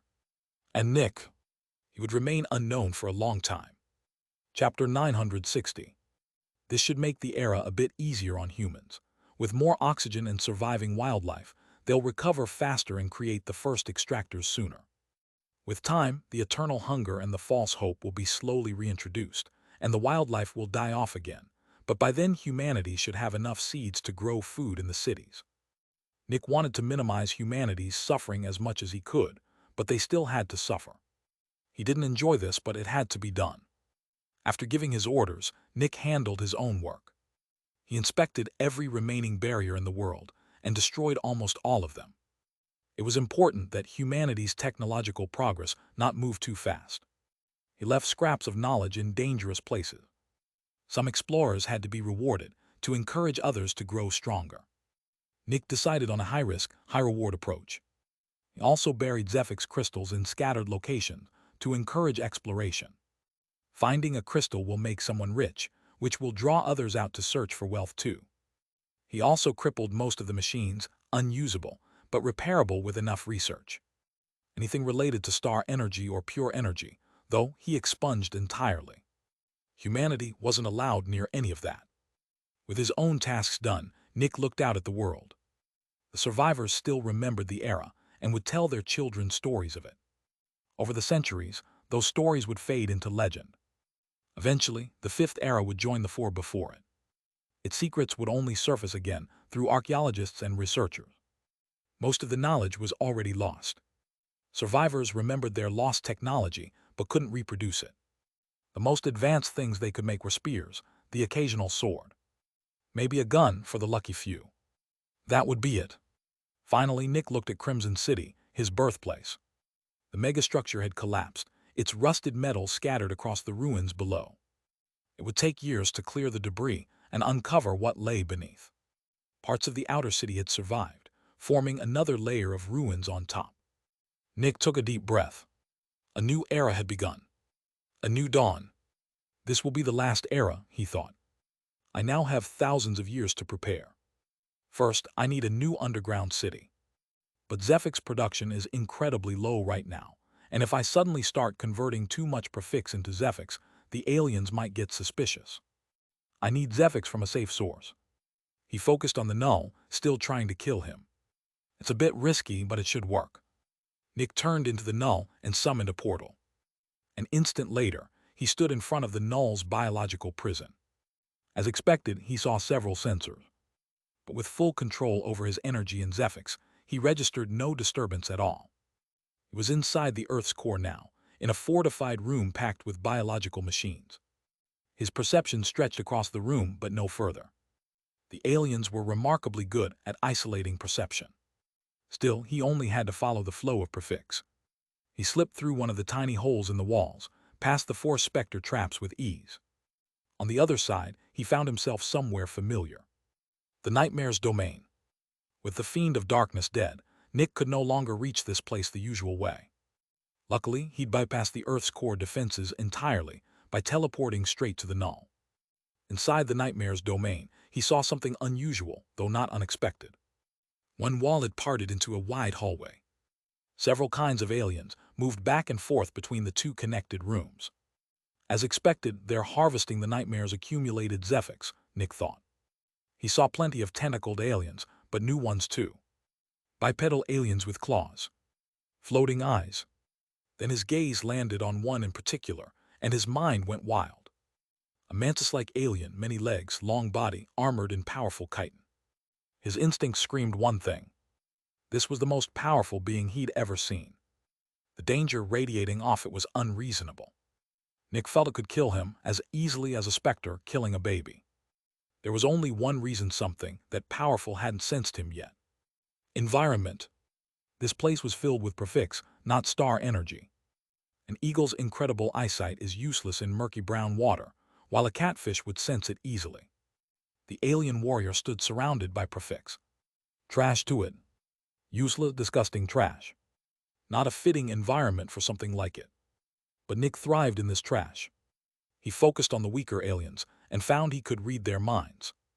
He did carefully, taking time to process the unfamiliar concepts. The amorphous race, he thought, so that's what they're called. They work in pairs, asymmetric or symmetric, whichever suits the purpose. That warrior over there is one of the 2 most powerful in this outpost. Early 10th realm. But the most surprising thing was something else. They don't have emotions. Chapter 961. Nick learned a lot from reading the minds of the weaker aliens. The stronger ones' minds were too resilient. Reading them would take enough Zephyx for the illusionists, the floating eyes, to notice. The normal engineers were stuck at the fourth realm and weren't meant to grow stronger. Zephyx was too valuable to spare on them. I see, Nick thought. That's why they're so desperate for it. The mother is at war with two other mothers from two other tribes. All three are at the late 10th realm, racing to reach the peak 10th realm first. Whoever gets there first wins the war. That could take thousands of years, and even if another tribe wins, this Zephyx generator won't vanish, it'll just change hands. Or if the mother loses, they might destroy Earth outright to deny the winner its resources. The amorphous race might lack emotions, but that's because they aren't true individuals. The mother creates them for a purpose. They're like ants and she's the queen. In a way, they're like specters, no true free will. And that's also why they can't produce Zephyx themselves. They have to harvest it from other organisms. True individuality is required to produce Zephyx, and they don't have it. A soul, huh? Nick thought, sifting through the memories he'd absorbed. Humanity was never sure such a thing existed. Apparently it's real. Producing Zephyx requires a soul. Surprisingly, souls aren't common across the universe's races. Nick had learned of several other races, and most lacked souls entirely. A race with a soul is extremely valuable to those without one, which is why almost every soul-bearing race gets subjugated and harvested for Zephyx. Were the ancient ones lucky or unlucky? If we didn't have souls, the amorphous race might not have suppressed us this hard. Then again, they might have attacked anyway, and without souls, they'd have simply wiped us out. Nick narrowed his eyes. And there are more humans. Mars and Venus have humans too. The ancient ones colonized both, and the colonies remain. Mars and Venus are less efficient than Earth, given their harsher climates, which need constant fine-tuning. Their cycles are also offset. Earth's cycle just ended. Venus's will end within 2,000 years. Mars's is halfway done. Their primary base sits on Earth's moon, but they keep security on Mars's and Venus's moons as well. Just as expected, Nick thought, studying the security measures. A relic from the ancient ones. An antimatter laser. If that fires on Earth, it'll punch straight through the planet, destroying the core and scattering the remains across space. Nick looked back at the general. He and his partner are the only real threats here. Beyond them, just a security squad acting as police, 7th realm, nothing more. 2 warriors, an antimatter laser, and the sun. That's all that stands between humanity and freedom. Deal with that, and we're probably safe for centuries. The mother can't afford to throw 10th realm warriors away while this war drags on. But freeing humanity is easier said than done, he thought, looking at the general again. His power is beyond comprehension. Even if I somehow reach the 10th realm, it wouldn't matter. He runs on pure energy, I run on Zephyx. His baseline is far above mine. I'd need a theoretical 11th realm just to fight him evenly, and he's only early 10th. That realization hurt. Nick had expected the aliens to be powerful, just not by this much. The Nightmen would need at least 20 peak 9th realm warriors just to buy time, and that assumed flawless advancement. One truth was undeniable. I'm not strong enough to deal with the 2 generals. And the Nightmen won't be either. I considered this when the false prophet gave its last prophecy. Now I have no other choice. I have to do it. A plan formed in his mind. The prophecy was true. I won't survive the final battle. But I have to make sure humanity does. The preparations will take longer and be harder than expected, but there's a way. Nick steeled himself as he made his decision. I have to do it. He looked at the Zephyx the aliens were gathering. But first I need Zephyx. Nick left the wall and slipped into the ground. He opened his sanctuary and pocketed a couple million tons of it. This should barely register. They have billions, maybe trillions of tons here. And even if they notice, they won't be surprised. Their sensors are advanced, but only to a point. Rounding errors happen all the time. And one of the 2 generals is personally overseeing this operation. The aliens would never believe someone could steal from right under them. Nick returned to the null and teleported away. For now, I should stay in the light, in case the sun suspects anything. In a century or so, I'll start my preparations. It's difficult, but victory isn't impossible. Nick took a deep breath. I can't disappoint everyone who sacrificed themselves for me and for humanity. Chapter 962. Everything had been prepared. Now it was time to put it into practice. For the next few years, Nick managed the world. Everything had to run smoothly, so the sun wouldn't grow suspicious of his absence. He was about to spend a lot of time away from the light. Humans had already realized there were no more powerful specters. The only things they found were a few hatchlings. Yet even hatchlings were dangerous to normal humans. People had already built their first fortifications and gathered into groups. Food wasn't an issue yet, but it would become one. Once everything was running as intended, Nick retreated underground. It was time to start. First, he retrieved all the Zephyx he'd stolen from the aliens. He needed a lot of it. Then he built several extremely advanced machines, almost all of them meant to produce pure energy materials. After that, construction began. This underground city would be very different from the last one. First, it could withstand attacks from the Ninth Realm. Second, it was built from pure energy materials. Third, it completely blocked the hidden Zephyx tax. The Empire had most likely been exposed through that tax, but only because their Zephyx production suddenly dropped. If production never rose in the first place, there'd be nothing suspicious about it. Nick began building the city deep beneath the Atlantic Ocean floor, far from the sun's light. Construction took almost 50 years, mostly because the machines could only produce such powerful materials very slowly. When it was finished, he looked at it with pride. Far bigger than the old city, room for over 1 million people, plus space for over 100,000 Specters. Ironically, by volume, more space was reserved for the Specters than the humans. Just building the city burned through over 98% of the Zephyx he'd stolen. The spatial anchor keeping it from drifting through the chaotic magma streams ran on artificial Zephyx generators, which would eventually need replacing with organic Zephyx production. Nick also rebuilt the archive, filling it with everything he'd learned over the past era. The new era had barely begun, and the people in the city already had access to more knowledge than the Empire ever had at its height. The Starbreaker base is complete, Nick thought.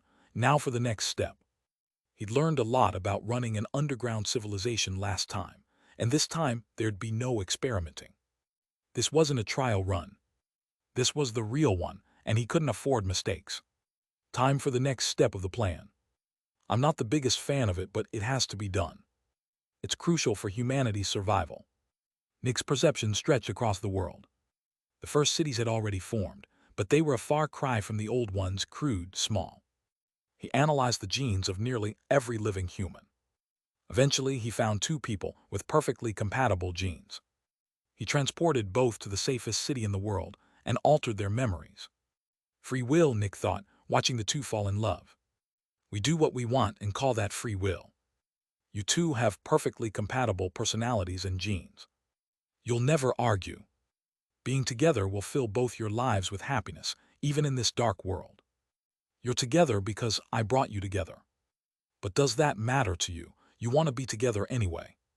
Is it really your own choice? It doesn't matter. You want this. Before long, the woman became pregnant. During the pregnancy, Nick altered the fetus, speeding up some parts of its genome, slowing others.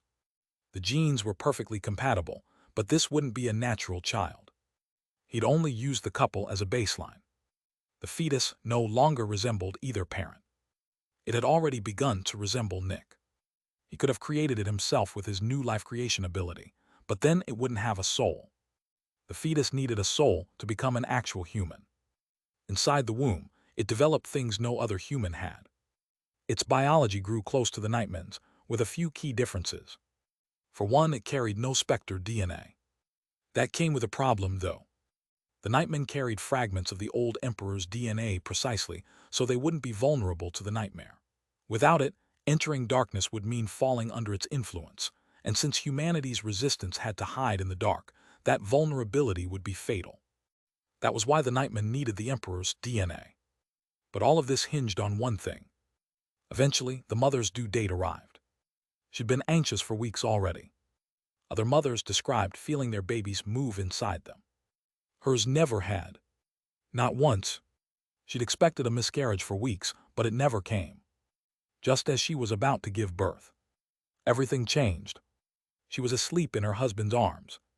They'd wished for a baby for a long time and never succeeded. She wasn't pregnant. She'd never been pregnant. Nobody remembered her being pregnant. Everything was normal, and she was happy. Meanwhile, Nick held the newborn in his arms, deep in the lightless underground city. The infant didn't move. It didn't breathe. No brain activity. No heartbeat. It was dead. It had never been alive. The nightmare could only affect living things. It had no power over the dead. Nick looked at the infant for a moment. Then he gathered his Zephyx. Chapter 963. Nick looked at the adult standing before him. It had taken 3 years to grow the newborn into its adult form. It still wasn't alive. A complex array of machines kept its body running. Born brain-dead, still brain-dead, the machines fed it everything it needed to survive. Nutrients, water, oxygen, whatever it needed. The body had fully grown, healthy as it could be. And it looked just like Nick. You will be the one who saves humanity, he thought.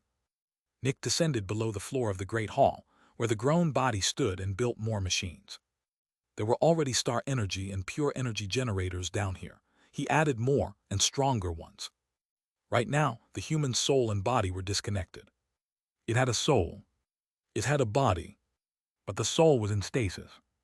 The soul operated through the brain, and without a working brain, it couldn't connect to the body. But as long as the brain stayed healthy, the soul wouldn't vanish either. Essentially, the human was switched off. It had already reached the second realm, its advancement guided entirely from outside by Nick. He couldn't create life with a soul himself, but as long as the soul stayed inactive, he could still shape the biology. That meant he could reshape the body however he wanted. From time to time, he adjusted the neurons in its brain. The body learned one technique after another without ever being alive. After building the additional generators, Nick made something else. A shell. He encased the body in the same material as the Starbreaker base and shaped it. The result was a powerful, towering statue enclosing the sleeping human inside. It looked just like Nick, but stood over 10 meters tall. With the statue complete, the sleeping human was fully isolated from the outside world. The only way Nick could still sense it was through a perception drone he'd left inside. There were other ways in, but they required traveling through minuscule pure energy wires connecting the Starbreaker base to the machines within. Nick could do that, others couldn't. He stood in front of the statue for a while. The hall had been designed to evoke awe, deliberately modeled on the worship architecture of the Ancient Ones. Facing something this massive and powerful, most humans would feel small and powerless. That was exactly the effect he wanted. Now it just needs to grow. Nick took a deep breath. Time for the next step. His perception swept across the world again, analyzing every human. He needed to choose the next one carefully. Looking at the scattered cities, he was reminded of Crimson Fungus City. Life wasn't pretty. Several adolescents already roamed the world, and not a single level 2 extractor existed yet. The city stood almost helpless against them. Some had been destroyed outright. Others were secretly controlled by intelligent adolescents. Food wasn't the issue. There were plenty of other ways to make humans suffer. After scanning the world for several minutes, Nick settled on one city in particular. One of the worst. An adolescent that fed on conflict lived beneath it, constantly releasing a gas that made people irritable and violent. The city was small enough that the gas blanketed most of it, thickest at the center and weaker toward the edges. The city center was a cutthroat world, lawless, where people killed each other over nothing. The more peaceful ones who avoided conflict retreated to the edges. Many suspected something was wrong with the city, but nobody near the center believed them. They couldn't retreat further either. The wilderness was too dangerous. One wrong encounter with a hatchling meant death. So they stayed on the city's edge. There a family of 5 lived together. An adult woman, an adult man, an older man, an extremely old woman, and a teenager. 4 generations under one roof. The old woman was one of the few left who'd witnessed the last era's end, a little over 50 years ago. She'd been about 10 at the time. The teenager loved listening to his great-grandmother's stories of the old world. They sounded almost magical. People flying through the skies. Kilometer-tall buildings. The champion of light. Aegis. Unbelievable things. But what interested him most was how it had felt to live in that world. Peaceful. No one feared specters. People lived in abundance. Anyone could grow stronger just by spending a bit of money. He wished he could live in a world like that. Sadly, he knew it was just a dream. Every time he saw the violence in his city, he sighed. Why did people keep fighting? If they worked together, they could find ways to grow stronger and fight back against the Specters. His beliefs were naive, and yet not entirely wrong. The last era had proven it was possible to fight the Specters, at least until the sun stepped in. Watching another murder unfold in the distance, the teenager made a wish. He wished he had the power to change things. He wanted to make the world better. He thought of the heroes from his great-grandmother's stories, people willing to sacrifice themselves for humanity. Why couldn't people do that now? If it came to it, he'd be the first to step forward. He was tired of this senseless fighting and violence. But he knew he didn't have the power. It's him, Nick thought. He gathered his Zephyx, and then the teenager vanished. You will be humanity's emperor. Chapter 964. Curran's eyes widened as he was suddenly pulled into a dark dimension. "Ah!" he screamed, remembering the last time he'd been in darkness. The horrors of the nightmare. They were too much. He braced for the darkness to attack him, and yet the torture never came. His heart still raced with fear, but the terror had eased. "Curran!" A deep voice, echoing through all of reality, entered his ears. "I have heard your wish," it spoke. Curran looked around in panic, seeing only darkness. "My wish?" he asked, confused. "You wish for humanity to stop fighting. You wish you had the power to change the world. I am willing to grant your wish." Naturally, Curran assumed he'd been captured by a Specter. "No, please, I don't know what you want, but I'll do anything," he shouted. "Silence." The voice's power made him clutch his ears. Though that did nothing, it was as if the voice entered his mind directly. "I have chosen you because of your wish. You wish to help humanity." Was that just idle musing? "Do you not wish to help humanity?" Curran breathed heavily. Help humanity. He wanted that, yes, but what could he do?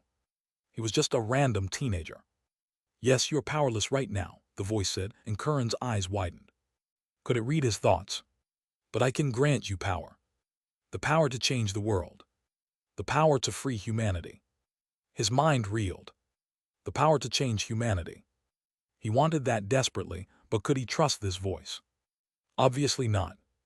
"I am offering you a choice," it said. "Take my power and lead humanity against the true enemy. Or refuse and return to your family with your memories erased. The choice is yours." Curran could barely form a coherent thought. This was too surreal. He couldn't decide. "Look at the world," the voice said.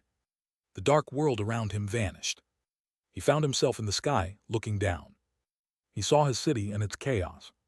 Below it, a Specter released a gas that drove people mad, deeply hidden, yet somehow visible to him. The scene shifted, and Curran found himself flying through it all. He saw every city. He saw every Specter. He saw the suffering. Then the scenery changed again. The current cities vanished, replaced by the rebuilt cities of the last era. He saw the legendary champion of light. He saw the champion suppress Nurse Alice. He saw peaceful, happy people.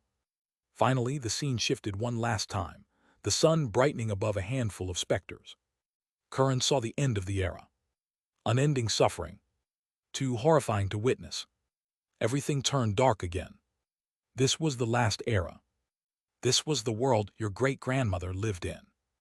Over the next 10,000 years, the cycle will repeat. Humanity will suffer. Then the suffering will worsen. Humanity will grow stronger and gain the upper hand. The world will become a paradise. Then the sun will reset the era once again. A cycle of birth and rebirth. Suffering to happiness to suffering. That is humanity's destiny. Is this the destiny you want for them? Curran's breath quickened. "No, of course not," he answered. "There is a way out of this cycle," the voice said. "But I cannot lead humanity myself. I need someone to lead in my place. This life will not be easy. When one small error on your part costs thousands of lives, can you keep going? Can you live with that guilt?" Curran's heart pounded. "You have the power. I can grant it to you. Do you wish to help humanity?" He looked around in panic. "I can't do that. I don't know how to lead anyone. I don't know what to do. I'm just a normal guy from a random city."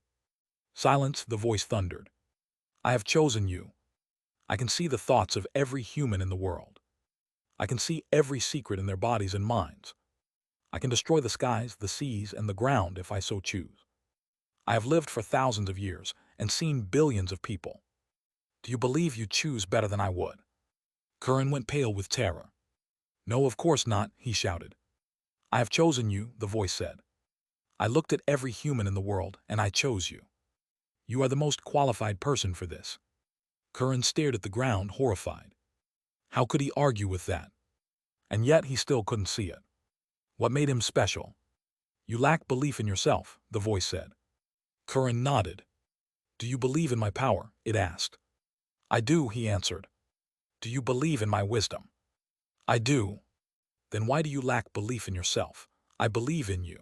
If someone with my power and wisdom believes in you, how can you doubt it? You might not trust yourself, but you trust me, and I believe in you. I do not make wrong choices. So what about you? What is your choice? Will you lead humanity or join the billions who are forgotten? Curran was still uncertain. He couldn't decide. You have already made your choice, the voice said. I can see it in your heart. The choice is made. Why hesitate? Hearing that, his conviction rose. If you believe in me, he said, looking up into the darkness, then I'll believe in me too. I accept. Chapter 965. You have made your choice, the voice spoke. What happens to my family? Curran asked. That is up to you to decide. Then can you bring them here? Curran asked. This is a journey you must walk alone, the voice said. If you wish, I can delete their memories of you so they don't miss you. I can also deal with the Specter in the city and protect them. Curran held his chest. His family. I will never see them again, he asked. No. Sorrow filled his heart. He regretted his choice. But the regret faded quickly. He wanted to help humanity, and he finally had the chance. Tears welled in his eyes. Please, he said, his voice shaking, delete their memories and protect them. It is done, the voice said. Nobody remembers you anymore. It hurt. It hurt so much. Curran had essentially lost his family. But this was the choice he'd made. Now he had to see it through. I am ready, he said after several minutes. I will now grant you a tiny fraction of my power, the voice said. It will hurt, you will suffer, you will wish you were dead. But if you survive, you will be humanity's leader. Humanity's emperor. Curran took a deep breath and closed his eyes. Go ahead. He didn't see it, but at that moment Nick appeared beside him, stretched out his arm and used his Zephyx. Curran collapsed, his eyes wide with terror. Nick used his own nightmare's influence to summon vision before Curran's eyes. Curran forgot who he was and found himself in an unfamiliar city. He'd never seen it before, yet felt as though he'd lived there all his life. Memories of a stranger's life flooded into him. He was an adult, he found a wife. Then one day a Specter took her. Curran begged the powerful people of the city to find her, but they only told him to stop bothering them. The love of his life was gone, and his world broke apart. He wished he were dead, but never spoke the sentence. After 2 weeks of wallowing, he decided to take revenge himself. He climbed the corporate ladder and eventually learned the truth. His wife had been kidnapped by humans to feed one of their own Specters. Over the following months, he planned. One day, he assaulted the man who'd given the order with a makeshift gun. He fired. The bullet bounced off the man's body. Oh, seems like we have a volunteer, the man said with a grin. Curran was taken and fed to the same Specter that had consumed his wife. He had failed, but he didn't regret it. After a gruesome death, his memories reset, and he found himself in a different city. This time, he was a single father of 2 daughters. One day, a man kidnapped one of them. Her ravaged body was found days later, unrecognizable, the killer's fluids all over her. She had been 5 years old. Hatred threatened to consume him. But for his remaining daughter, he stayed strong. He would not take revenge. The perpetrator held high status, and any move against him would cost his daughter her only family. It was difficult. Hatred and anger consumed him daily. He couldn't forgive the man, but he swallowed all of it for her sake. When she was finally old enough to live on her own, his restraint vanished. He hatched a plot and assassinated the man. The city found out. The man's family bribed their way into custody of Curran, wanting to torture him to death. He didn't regret it. It was worth it. Until they brought in his other daughter. Curran watched, powerless, as they tortured her to death in front of him. He was forced to watch every second. When it ended, he collapsed. Every purpose in his life was gone. Then they killed him too. Curran lived through 8 more lives like this. All suffering, all tragedy, all following the same pattern. Powerlessness. If he'd only had more power, he could have protected his loved ones and killed his enemies.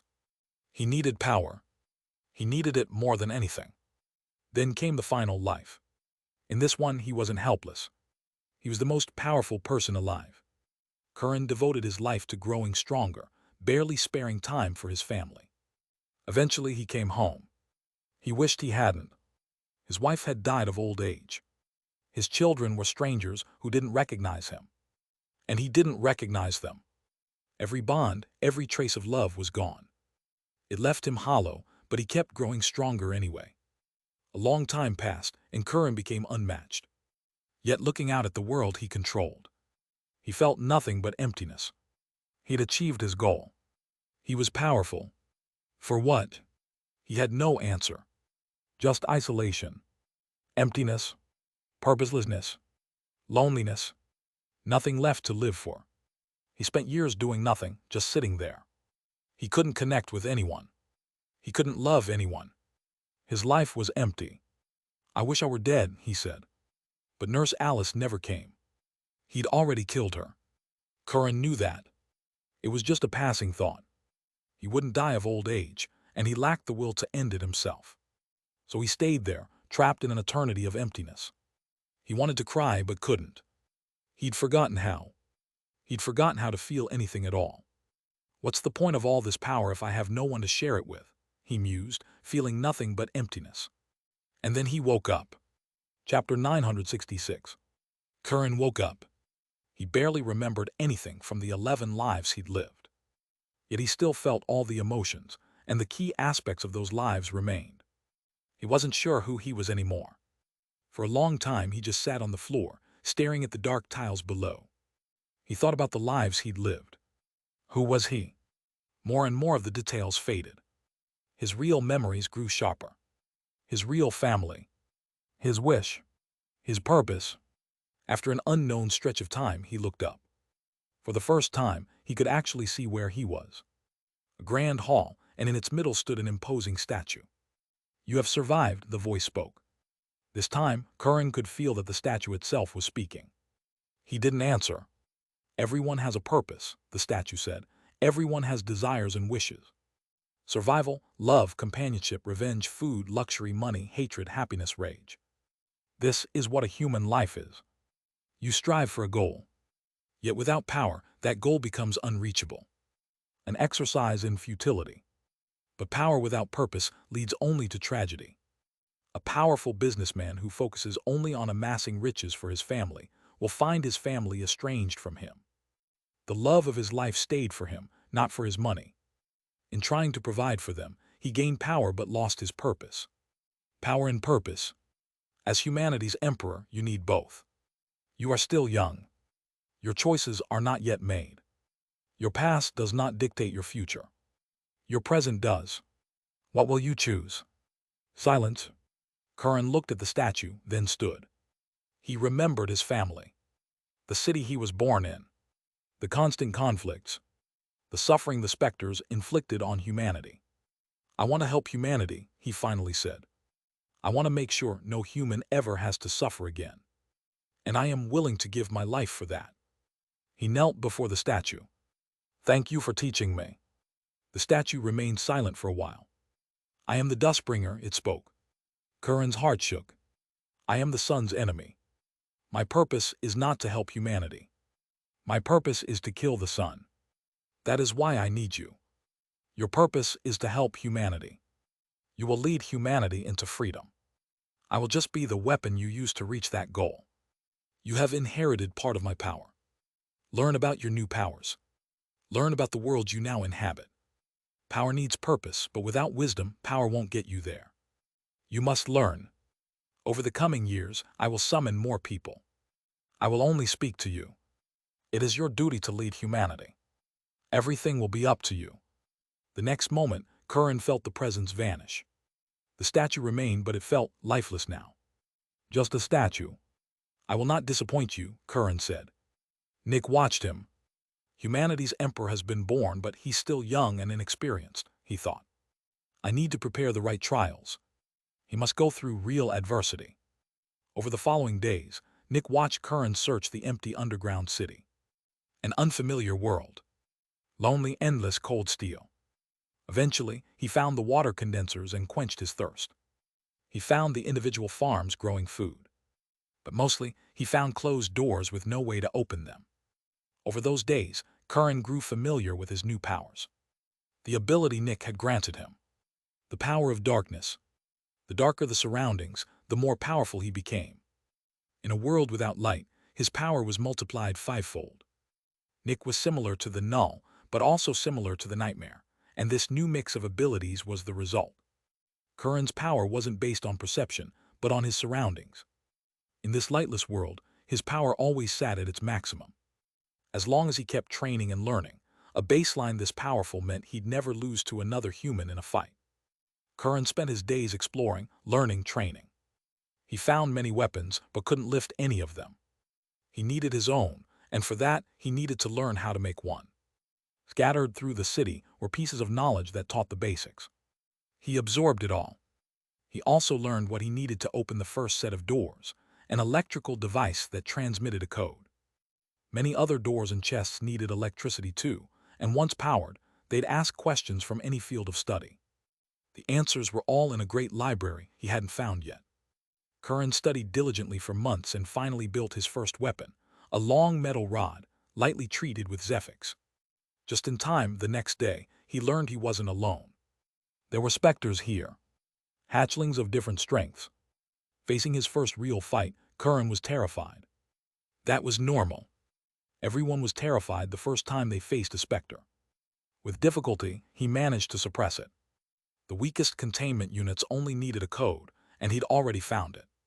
But the moment he suppressed the Specter, he realized something horrifying. There weren't only hatchlings in this world. There were adolescents too. And he couldn't fight those yet. He needed more power. But he knew how to get it. He had to work with Specters to grow stronger. Curran's life was difficult, but he overcame every obstacle. Nick put him in genuinely dangerous situations, never helpless ones. He could overcome them all with wit and power. Life wasn't easy. Curran had to flee and hide many times. Sometimes he couldn't find food, with powerful Specters nearby. During the worst moments, he had to fight Specters he couldn't outrun. But in the end, he prevailed. After 6 months, Curran became a late newbie. That was when Nick decided to introduce more humans. He summoned 10 random people from around the world and dropped them into the Grand Hall without explanation, giving them night vision through altered genes. He kept the Nightmare's influence at bay manually. For now, the newcomers were chaotic and confused at first, but eventually they left the hall. Curran happened to be nearby and met the group. He quickly became their guide, leading them through the unfamiliar world. At first, everyone followed his commands. After a few days, that changed. As the newcomers learned about their new world, their true personalities surfaced. 3 men in the group shared a predisposition for violence and greed. They used their powers to extort one of the women for sexual favors. Curran didn't know. In front of him, the 3 acted compliant and nice. After some days of this, the woman killed herself, leaving a note behind. The truth came out, and Curran confronted his 3 friends. He threatened them, but under their pathetic pleading, he couldn't bring himself to kill or exile them. He wanted to believe in the good of humanity. He wanted to give them another chance. Things were fine for a couple of weeks. Then another woman came forward, claiming the 3 were doing the same thing to her. Was she telling the truth? Was this revenge for their fallen comrade, or were they actually doing it again? Should he believe her? He felt helpless. Both were possible. He didn't know what to do. In the end, he decided to investigate, hiding, watching in secret. That was when he saw her attacking the 3 with a weapon. She'd become an early newbie quickly, from working with plenty of Specters, and she was clearly going to win. Curran intervened and asked what was going on. It turned out she'd lied. The three hadn't tried anything with her. She simply wanted revenge for their fallen comrade. Curran wouldn't allow that. Every human in the group mattered, and they needed to stay together. She grew angry at him. You protect us from Specters, but not from other humans. They raped and killed her. You have the power, but you're not using it. Her words struck something in him, memories of the lives he'd lived. He'd been in her position before, twice. He knew exactly how it felt. She was right. He hadn't been decisive enough. He hadn't been fair. The three should never have gotten a second chance. Curran exiled them and forgave the woman. But he also wanted her to carry a heavier burden. They'd lost 3 men, and she'd proven she could contribute more to the group. She had no issue with that. The incident was over. Or was it? 3 months later, 2 of the exiled men returned, far more powerful than before. They'd captured a hatchling and grown stronger. The third had died outside, and they blamed Curran for it. 2 more people in the group died, and the woman was abducted while Curran was away. He eventually found them. He saw her tortured, battered body, and his heart filled with regret. This was his fault. He should have killed them. He hadn't been decisive enough. He'd had all the power, and he'd still messed it up. Curran killed the 2 men. The small society stabilized over the following weeks.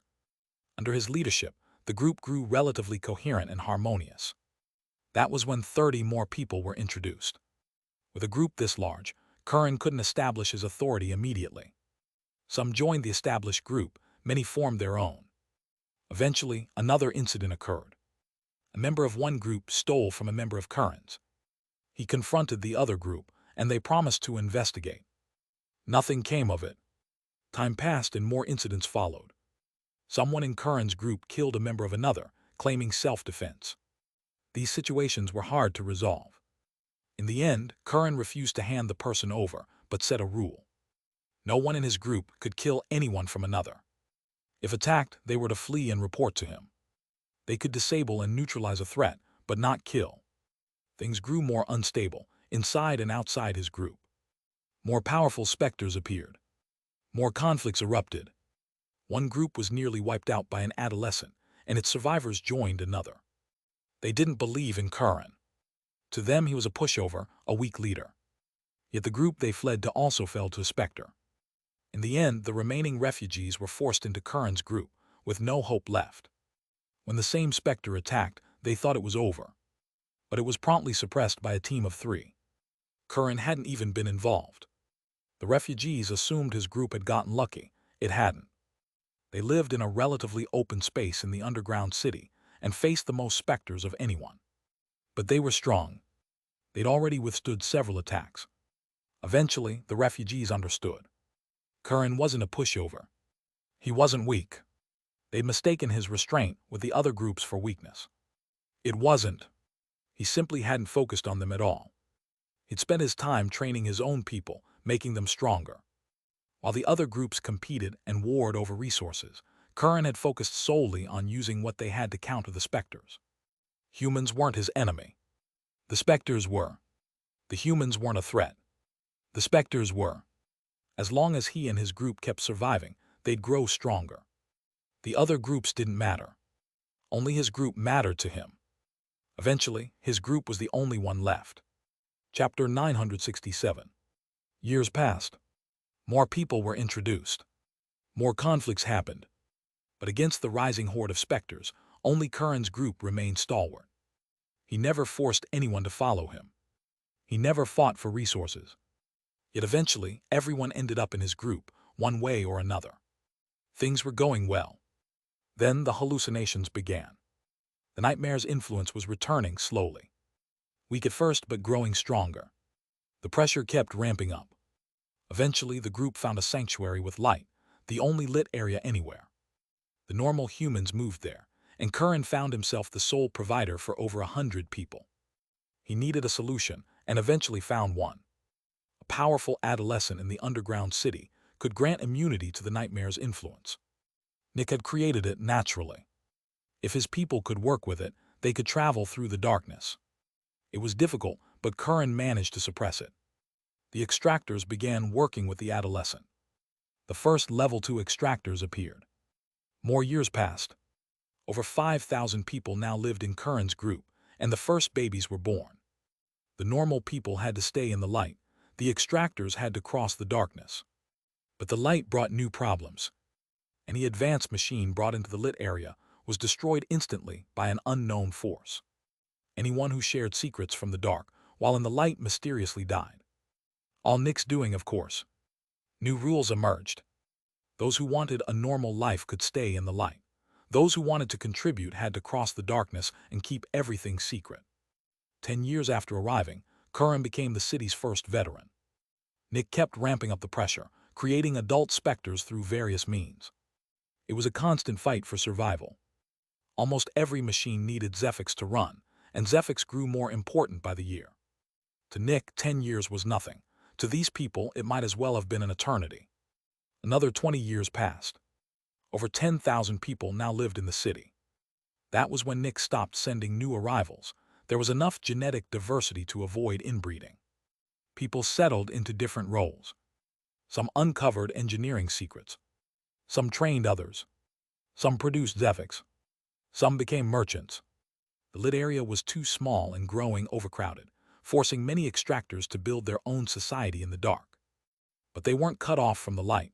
The people there were their lifeline, producing the next generation the darkness needed to keep uncovering the city's secrets.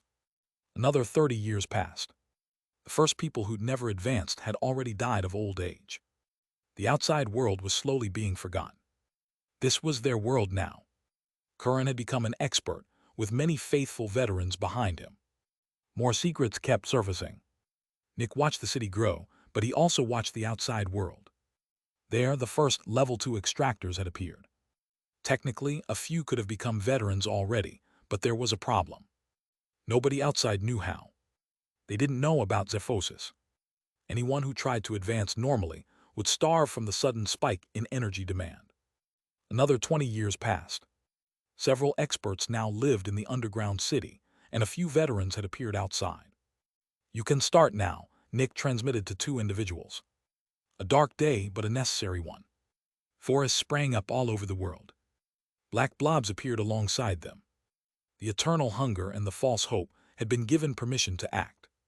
The wilderness was devoured within days, turning into the same wasteland Nick remembered from his first trip out of Crimson City. Mass starvation followed. Many weak cities fell. The powerful ones survived. More and more hatchlings were born across the world. The Specters ruled again, and humanity retreated behind city walls. Meanwhile, the underground city hit a monumental breakthrough. The first barrier had been created, and with it, Curran could open doors that had been locked to him before. As barriers grew more common, Nick raised the pressure further, introducing 4 Specters. Without the technology to suppress them, the humans relied on the few individuals whose abilities could actually damage a Force Specter. Just like Nick once had been, Curran was helpless against them. Many people died in the underground city. Another 40 years passed. Nick had sent Curran into Starbreaker Base 100 years earlier. Curran was ready to become a specialist, but couldn't advance yet. He knew about consumption and how risky it was. Elders were around, but he knew he couldn't consume one. The reason was simple. He needed to become humanity's emperor, and for that, he needed access to an artificial Specter for the best possible advancement. 10 artificial Specters sat sealed inside containment units, but opening them required technology their society hadn't cracked yet. Other experts consumed normal Specters and became specialists. Curran remained an expert. He was no longer the strongest, but he was still their leader. The other experts and specialists kept researching the engineering, and 50 years later they succeeded. Curran was already quite old by then, but they finally gained access to one of the artificial Specters. Everyone urged him to consume it. The specialists and experts were happy for him. Hearing their support warmed his heart. Without his comrades, he'd never have reached the artificial Specter in time. He'd needed their help. And if he hadn't been a fair, exemplary leader, he wouldn't have gotten it. He'd helped them, and in turn they'd helped him. Curran was no longer the most powerful person in the group. Any specialist could have seized leadership and redirected the group's priorities. Yet every one of them believed in him. He'd protected them. Now they protected him. He was their leader. They didn't want another. He was their emperor. Chapter 968. 100 years later, Curran became the first hero. Everyone had worked together to strengthen one of the contained Specters into a demon. Without a demon, they couldn't have any heroes. 50 years after that, he unlocked the biggest door in the entire city. Behind it stood a gargantuan machine. The archive. Endless knowledge, which the people immediately set out to study. Over the next 150 years, the underground society made huge strides. No Specter could threaten them anymore. Any new one that appeared was contained immediately. The people lived in peace. But there was still more to research, more secrets to uncover. On this day, Curran stood surrounded by several machines the people had spent years perfecting. He activated them all, and a burst of pure energy poured into a tiny bead. Curran implanted it in his hand and activated it. The first seed. It was officially named Emperor by the authority of the Seed and Starbreaker base. Just in time. He had only 4 decades of longevity left, and he was already a peak hero. He needed to become a protector, but no matter how they worked with their demons, none would turn into a fallen. Curran hoped the seed held an answer. Thanks to it, he could finally open every door inside Starbreaker base. He found extremely powerful weapons, unimaginably advanced machines, and plenty of containment units. He nearly gave up hope until he opened one more door. It led down a long corridor, and at the end another door. He opened it and his eyes widened. It led back to where everything started. The statue of the Dustbringer. They could have simply walked in through the front entrance. This was just another way to the same place. Curran sighed. One more dead end. You did not disappoint me. His eyes widened at the familiar voice. The Dustbringer. Speaking to him again. The last time had been the day he'd arrived. 450 years had passed since then. He stood in the same spot, but he was no longer the same person. He had changed. He had grown. Tears rose to his eyes. It felt like every burden he'd carried lifted at once. Even until the very end, he doubted himself. What if he was wrong? What if he'd made a mistake? But hearing that voice erased every doubt. He had done it. Then Curran's perception caught something new to his left. Someone stood beside him. Someone who looked just like the Dustbringer. You did well, Nick said. Curran stared at him in shock, feeling exactly what he'd felt the first time he'd met the Dustbringer. This power, it was endless. A question rose in his mind, one he'd asked countless others over the years, but hadn't asked himself in a long, long time. What happens now, he asked. People always came to him for orders and advice. Now he was the one asking. I will now show you the true face of the enemy, Nick said. Zephyx gathered around Curran and he vanished. He reappeared in a world of darkness once more. Nick landed on the ground below and Curran followed. Nick walked forward and Curran's perception traced their path ahead. A pool of pure Zephyx over 20 meters wide. And at its center a corpse. During the last era, this pool had been far larger, but that had been much later in the cycle. This era was still near its start. Seeing the corpse, Curran's heart shook. It felt just as powerful as the Dustbringer. This is the nightmare, Nick said. I want you to look at it, investigate it, learn about it. And never speak of what you learn. You already understand information as a physical presence. Keep that in mind. Curran walked forward and turned his perception on the nightmare. Studying the machinery wound around its Zephyx synchronizer, he froze. It was a Specter. Everyone knew the nightmare was a Specter. But Specters didn't have Zephyx synchronizers. Only humans did. So why did the nightmare have one, and what were these machines surrounding it? Life, Nick said. Think of the planets you've learned about, the universe, the history of the ancient ones. Combine the clues and solve the puzzle. Curran studied the nightmare further, and after a few seconds the pieces fell into place. Specters weren't natural life forms. They were artificial. Just as artificial as the Specters humans could create themselves. Just made by a different hand. The true face of the enemy.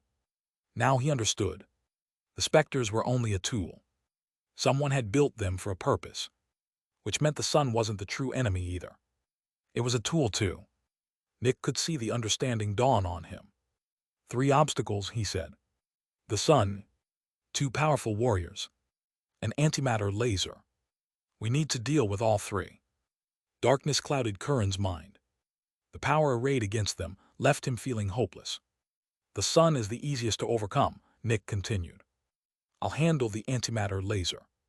As for the warriors, that will be by far the hardest obstacle. Humanity needs warriors who can buy time. Buy time for what? Curran asked. For the Dustbringer, Nick said. Aren't you the Dustbringer? Curran asked. No, Nick said. I'm just the weapon meant for the antimatter laser. The two warriors are too powerful. I can't hope to beat them. No human on Earth can. My only hope is the Dustbringer, the weapon I'm still building to deal with them. Nick looked at Curran. Work with the nightmare, become a protector. After that, I'll tell you the plan. We will free humanity. I am the dusk. You are the dawn. Chapter 969. Curran became a protector by working with the nightmare. When he returned, he told everyone he'd found a way for them to become protectors too. The people were exhilarated. Several peak heroes were already ready. Curran led them to an isolated containment unit and opened it. Inside was a single portal, a specter that gained power by inflicting the nightmare's influence on people. It didn't seem special to any of them, since they were all immune to that influence. But when Curran led the heroes through it, they finally understood. The nightmare. Nick had created the Specter himself. With his Zephyx manipulation, he could design Specters with custom abilities, and this one was a possession Specter that simply led to the nightmare's domain, modeled after the dead Fiend of Darkness, whose abilities he'd had plenty of time to study in the last era. From that day on, becoming a protector was a rite of passage. Protectors would come face to face with the true enemy and see exactly what it was capable of. They were forbidden from sharing what they learned. If we ever want to be free, we have to face the enemy, Curran proclaimed. Many despaired anyway.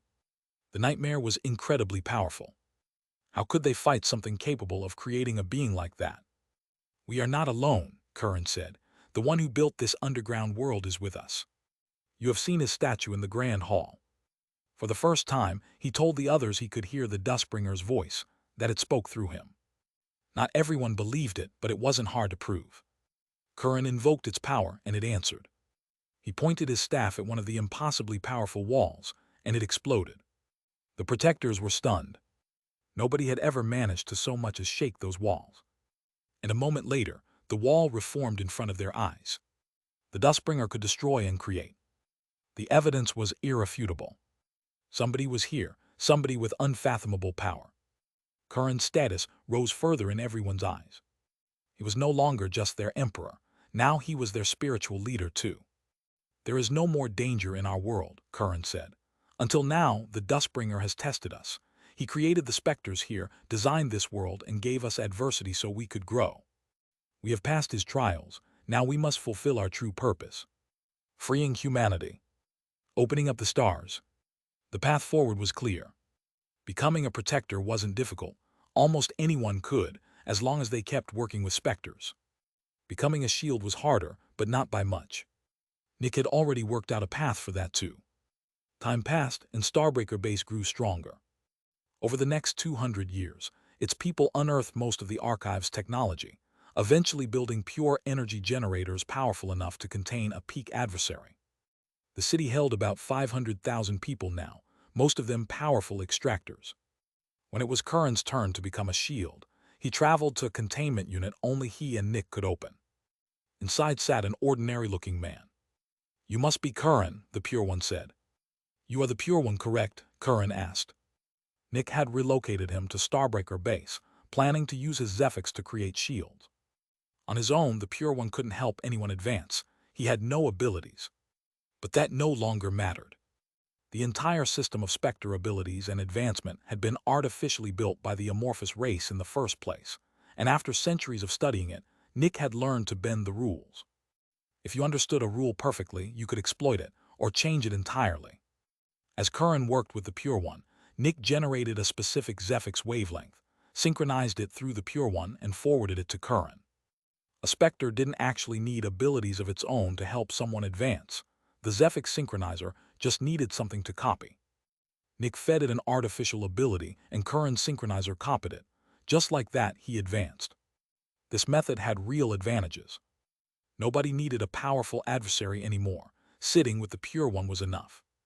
And since the Pure One was a blank slate, Nick could make him emit any wavelength he wanted, tailoring the exact ability an extractor received. After Curran advanced, the Pure One told him about the Empire and its past attempts. This became another rite of passage. Every new shield would meet the Pure One and learn the truth of the past. Over the following years, many protectors became shields this way. 1,000 years after the reset, Starbreaker Base welcomed its 100th shield. Outside, fewer than 100 heroes existed. The two worlds were growing further apart. Chapter 970. The first requirement is fulfilled, Nick thought. The amorphous race wants at least 5,000 years of heroes. It only took 1,000. Progress should move faster than last time. Humanity got an easier start this era. But now it's time to push back. This pace needs to slow down. Nick looked at the adversary and the fallen who'd survived the last era's end. He gave them the order to become active. They'd waited 1,000 years in silence. Now they would ravage the world. The moment they activated, Earth suffered a calamity. Only the weakest had gone active, and it was still more than humanity could handle. Many cities fell, many more came under its control.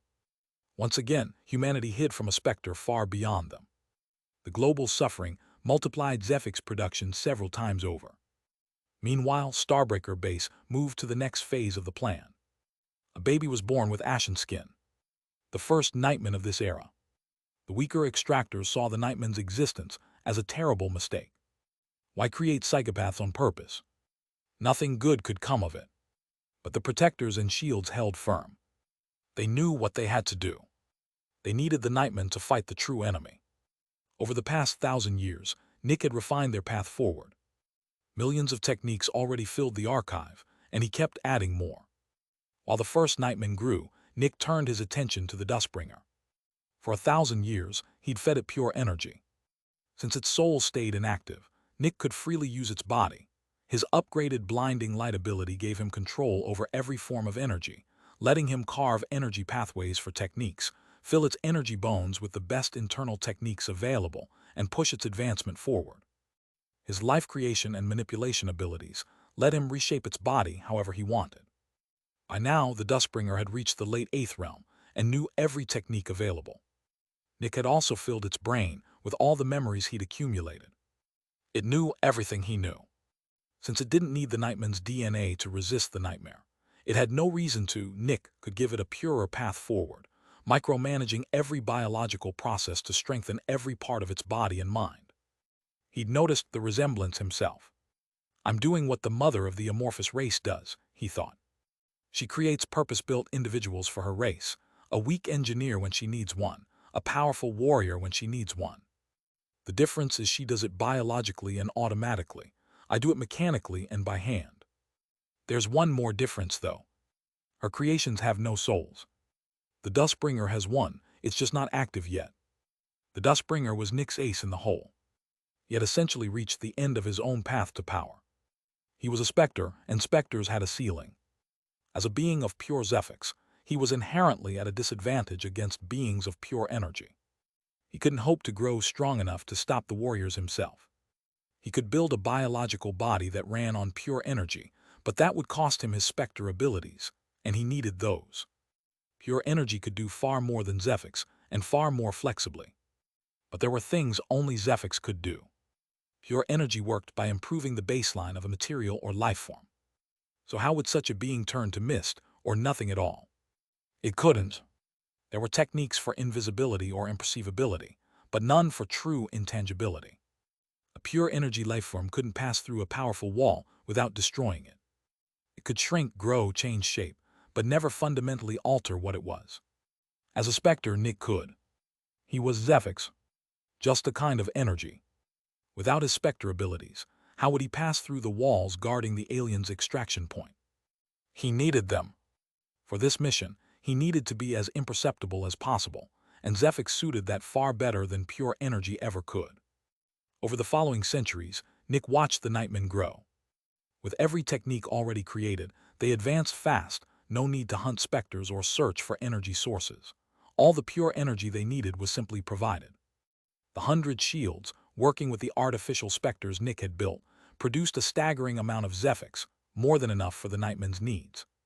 300 years later, the first Nightmen reached the seventh realm. As expected, things grew complicated. The Nightmen grew greedier, demanding more say in the government. The normal people resisted, but Curran granted the request anyway.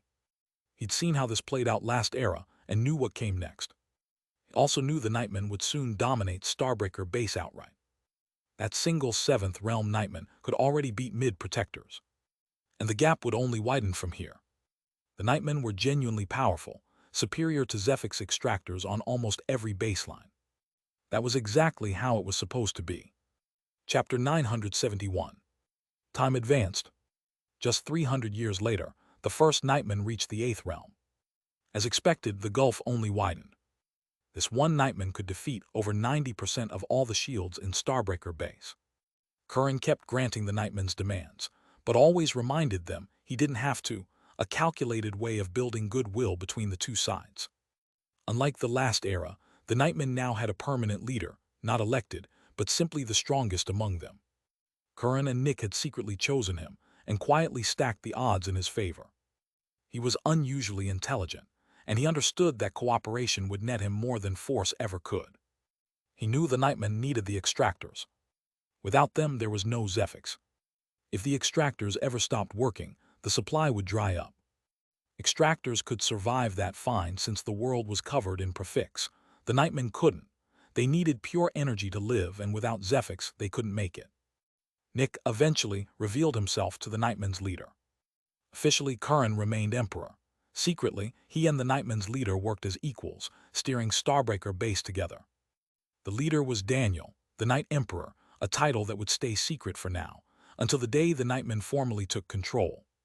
Another 400 years passed. Daniel reached the mid-eighth realm, more powerful than any shield except Curran, who could still match him thanks to his base ability, though Curran was already a peak shield to Daniel's mid-eighth realm. As Daniel grew stronger, so did his followers. Over 200 Nightmen had reached the eighth realm by now. A century later, Curran became the first savior, the first level 9 extractor. He'd worked with Nick before, but that no longer mattered. Nick had rewritten the rules enough that he could make virtually anyone advance with virtually any Specter. All it took was exciting the Zephyx synchronizer, which wasn't hard. Curran reached an incredible level of power. Yet he could still only draw even with Daniel, now at the late eighth realm. The brutal power spike of reaching the highest extractor level had only barely matched what Daniel gained from a single minor breakthrough.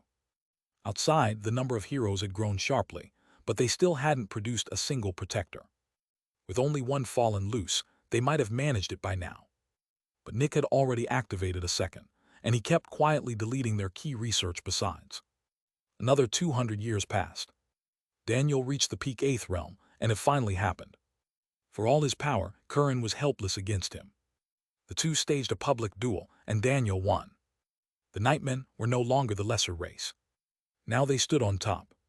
Instead of subjugating the normal humans, though, Daniel chose to share leadership. Curran's title became Day Emperor. Daniel formally took the title of Night Emperor. As his first act, Daniel declared the Forbidden Containment Unit would be opened. Everyone knew of it, an ancient Specter from the last era sealed inside, one of the most powerful and dangerous ever recorded. No one had dared enter, given every warning plastered across the archive. Daniel and Curran went in together. Sounds of battle shook the containment unit for several seconds. Then the two emerged, exhausted. It had been difficult, but they'd won. The Specter wasn't intelligent. It attacked anyone on sight, but sheer power forced it into compliance. Every shield was summoned. From now on, they would work with this Specter, a grotesque amalgamation of flesh that trapped anyone who entered in artificial lives of suffering. Of course, it was all an act. The Specter was Nick. From that day on, he worked with hundreds of shields daily, the Emperors occasionally sealing the containment unit so he could handle matters on the surface. Zephyx production soared, and the Nightmen advanced even faster. 200 years passed, and Curran neared the end of his natural life. But that no longer mattered.